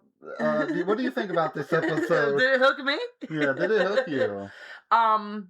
Yeah. I mean, this one would hook me. It was just the, like she said, the mysteriousness of it. You couldn't really... They did a really good job. I mean, obviously, I knew it was Vance. Yeah. Because I've seen it, but... Did you think it could have been Vance? Was he a suspect in your brain, or was that like a crazy shock to you? Well, it wasn't a crazy shock, but I was thinking the whole time that he was supporting that guy, because he'd come out on stage that one time and said, "This guy healed me." Yeah, he's I playing brought a me part, back I to guess. life. Yeah. The mysteriousness of it definitely would have hooked me. What about you? Would it hook you? I really like episodes that combine both a lot of goofiness and a lot of heart, and I feel like this... Because, it is very goofy, and it's poking a little bit of fun at, like, the southern, like, prosperity gospel preachers that there are that are, frankly, fucking ridiculous. Yeah. Like Joel Osteen and all them people. Look at my beautiful church. It's got 10 million people in it. Well, you fucking did it wrong or something, buddy. I got a big jet, or as they call it, a large tube filled with demons. Do you know Pastor Kenneth Copeland? He's a pastor that's worth about $800 million, and he one time said regular jumbo jet airplanes that are, just passenger ones, they're long tubes filled with demons. You don't know who's on it with you. So he has to have a private jet. Yeah. Obviously. So he has to have a really expensive... I think don't deserve to have the kind of reach that they have and stuff like that. But I think the real heart of the episode for me was just watching this kid who really was trying to do what he thought was right, even though he was a little insane with the, like, self-flagellation, like, no, man, I'm being punished for a reason. Like, he still was struggling to do the right thing, and there was this guy who he had helped who, like, had all this like animosity towards him for some reason, and And it he was ended up just going so badly for both of them. And I really like the tragedy aspect, especially paired with the goofiness. yeah. And honestly, he was a kid.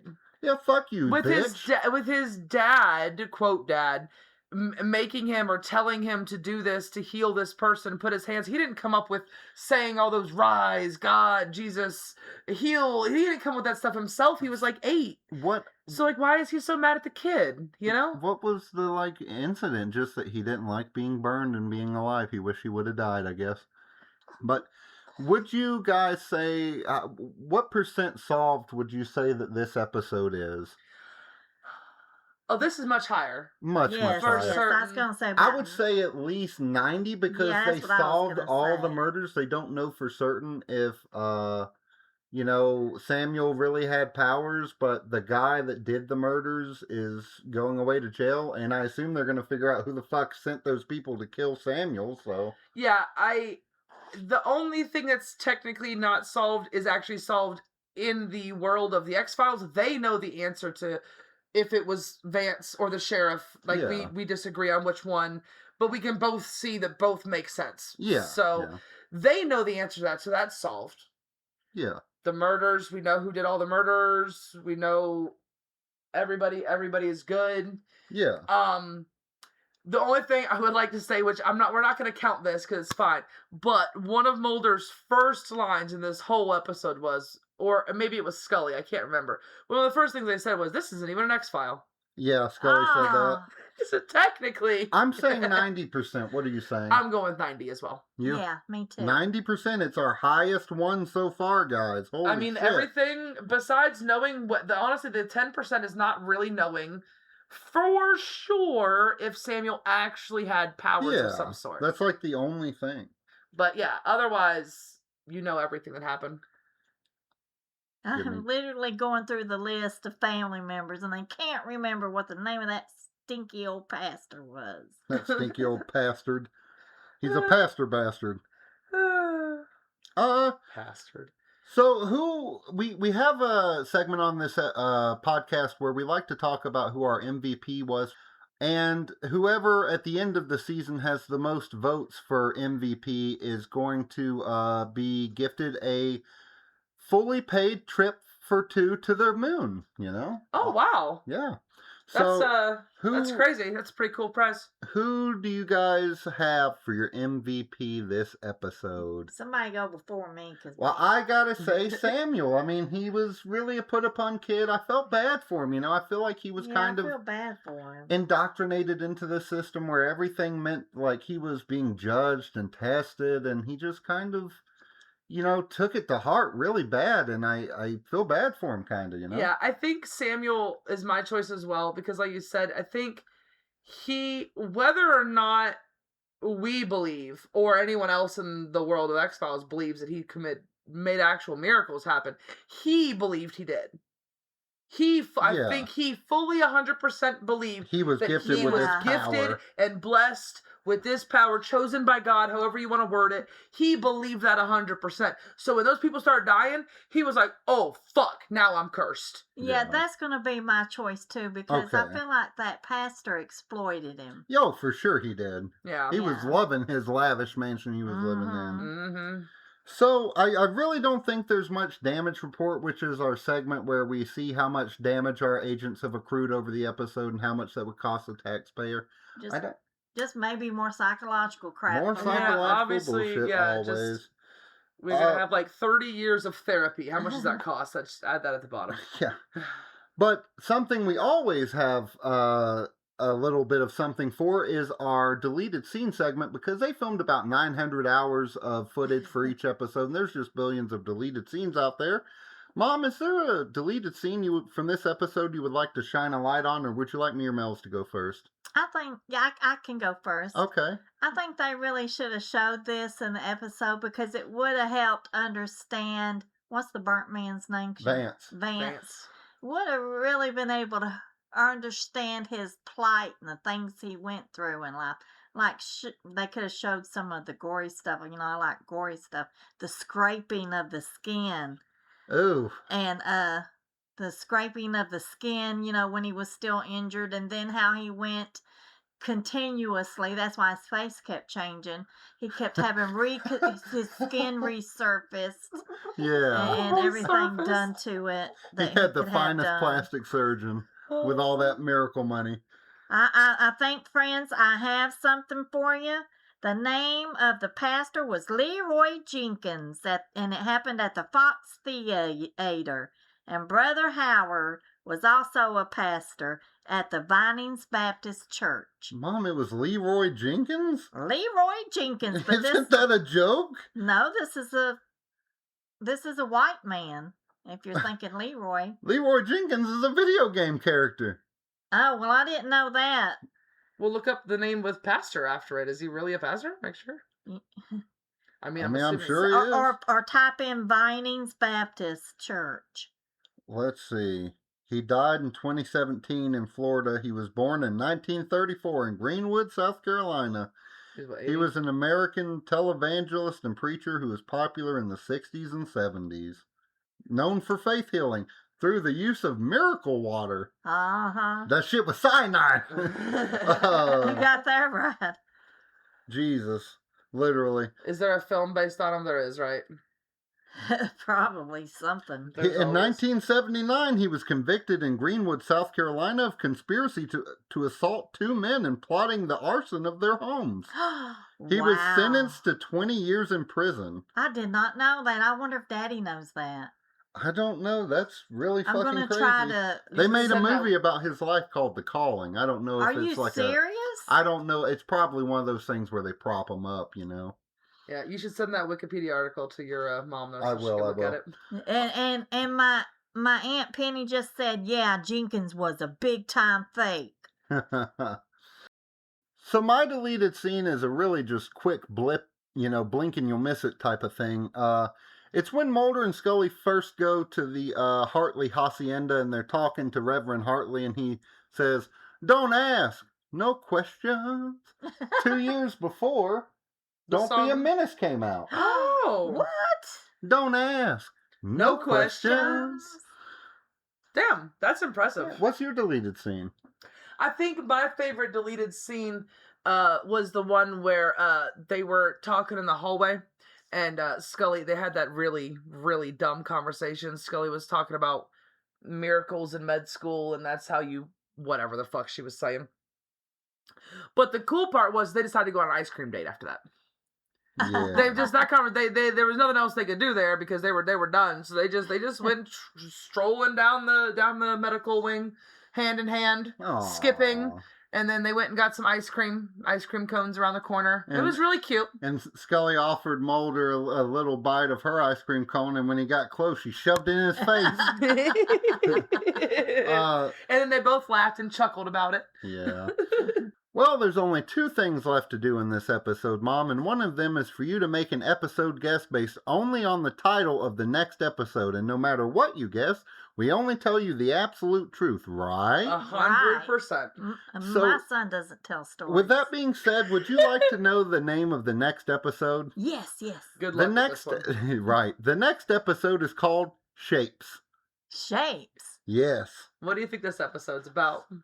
Well, I want to say it's about shape shifting, but instead it's going to be all about the whole 45 minutes is going to be a toddler on the floor with a drum and the shapes are cut out and he tries to keep putting that freaking circle through the square shape. And who is that toddler? Dun dun dun dun. Mulder? Dash. Oh, okay. I was in the X-Files, y'all. Well, you're actually completely wrong. Damn Totally. it. 100%. In the X-Files episode Shapes, Mulder gets trapped in a bathroom with a government whistleblower who's just had his tongue cut out. Ooh. The whistleblower is trying to tell Mulder where the stolen evidence from the pilot episode is being held. Mulder is able to work out that the man wants him to guess shapes, but the trail goes cold there. After 5 hours of guessing, Mulder finally remembers the word Pentagon, but unfortunately immediately slips on some wet tile and hits his head on the sink. When Mulder wakes up 10 hours later, he can't remember why he's there, and the whistleblower is gone. Turns out he finally managed to force his way out, only to be drowned in a toilet in a different bathroom. Oh my God. You know what's so sad about that is that whistleblower can't even whistle no more. 'Cause it had his tongue out. He can't whistle, baby, whistle, baby. The actual last thing to do on this episode is we like to go around the horn and everybody say one thing that made us genuinely happy this week. Mom, what's one thing that made you genuinely happy? Well, I went and picked my sister up from the airport, and she wanted to have a girls' day, and she took me out and paid for my lunch, and we walked around and took some pictures together and looked at antiques, and I got a real funny picture of her sitting on a real antique bed. I triple dog dared her to sit on it because it looked like it could It's going break. to collapse into dust. Yes, yes, but she did it. She Wow. took that dare. Well, what about you, Melz?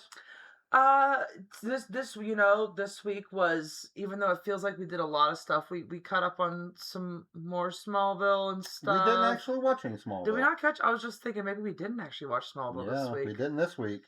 This week was a really good week, though. There was a lot of really cool stuff that happened. That's not necessarily stuff we talk about in the podcast. However, my daughter got a job, which she was really, really, really, really trying to get. She had to do an interview, and then she had on the phone, and then she had to do an in-person interview, and it was a lot. And then she got the job, but it's at an actual. It was the one she was wanting. I mean, I'm not sure if it's necessarily the one that she wanted, but it's one of the good jobs in the area, and there's not a lot of good jobs where she lives. Yeah. So she doesn't start for a couple weeks, but that was a huge deal. So, because before she was working at like a really shitty place, like 15 hours a week. So, yeah, big deal. Well, I guess the things that made me happy this week was getting to record another side file with my dad and just being able to watch you play through Fallout 4. You know, you've watched me play through it twice, and now I'm getting to watch you play through it, which is a nice change of pace. And we're also having a lot of fucking mods, so it makes it completely different. See, I think I played through it a little bit for sure at one point. Yeah, I mean, for sure. We were past the controller I guess this is occasionally. me officially playing, making all the choices, play through it, I guess. I dropped your phone on the floor, Lo siento. Oops. Oh, and another thing that made me happy this week, I got to play Battlefield with Alpha. Oh, yes, our friend Alpha, who will be on a podcast episode eventually with us. Yes, he will. But I got to play online, play with him for a couple hours. It was pretty cool. But, you know, Alpha may be on another episode with us, but right now he's out there, much like the truth. Oh. And unlike the truth, we are stuck inside the walls of this podcast from now until the end of eternity every Tuesday. So, and for the last 2,000 years. And for the last 2,000 years. For the last Tuesday 1,000 years. Anyway, so please send help, and if you want to drop us a line, you can hit us up at genxfilespod@gmail.com for any questions, suggestions, or hypno-regressions. And if you want to leave us a positive review or a comment, feel free to do that. Please. Or 5 stars, all that stuff, likes, follows, whatnot. And is there anything else you would like to tell our friends, Melz? Well, if you've listened this far, then you are a friend. And it was really nice having you here. Thank you so much for spending time with me and my weird family.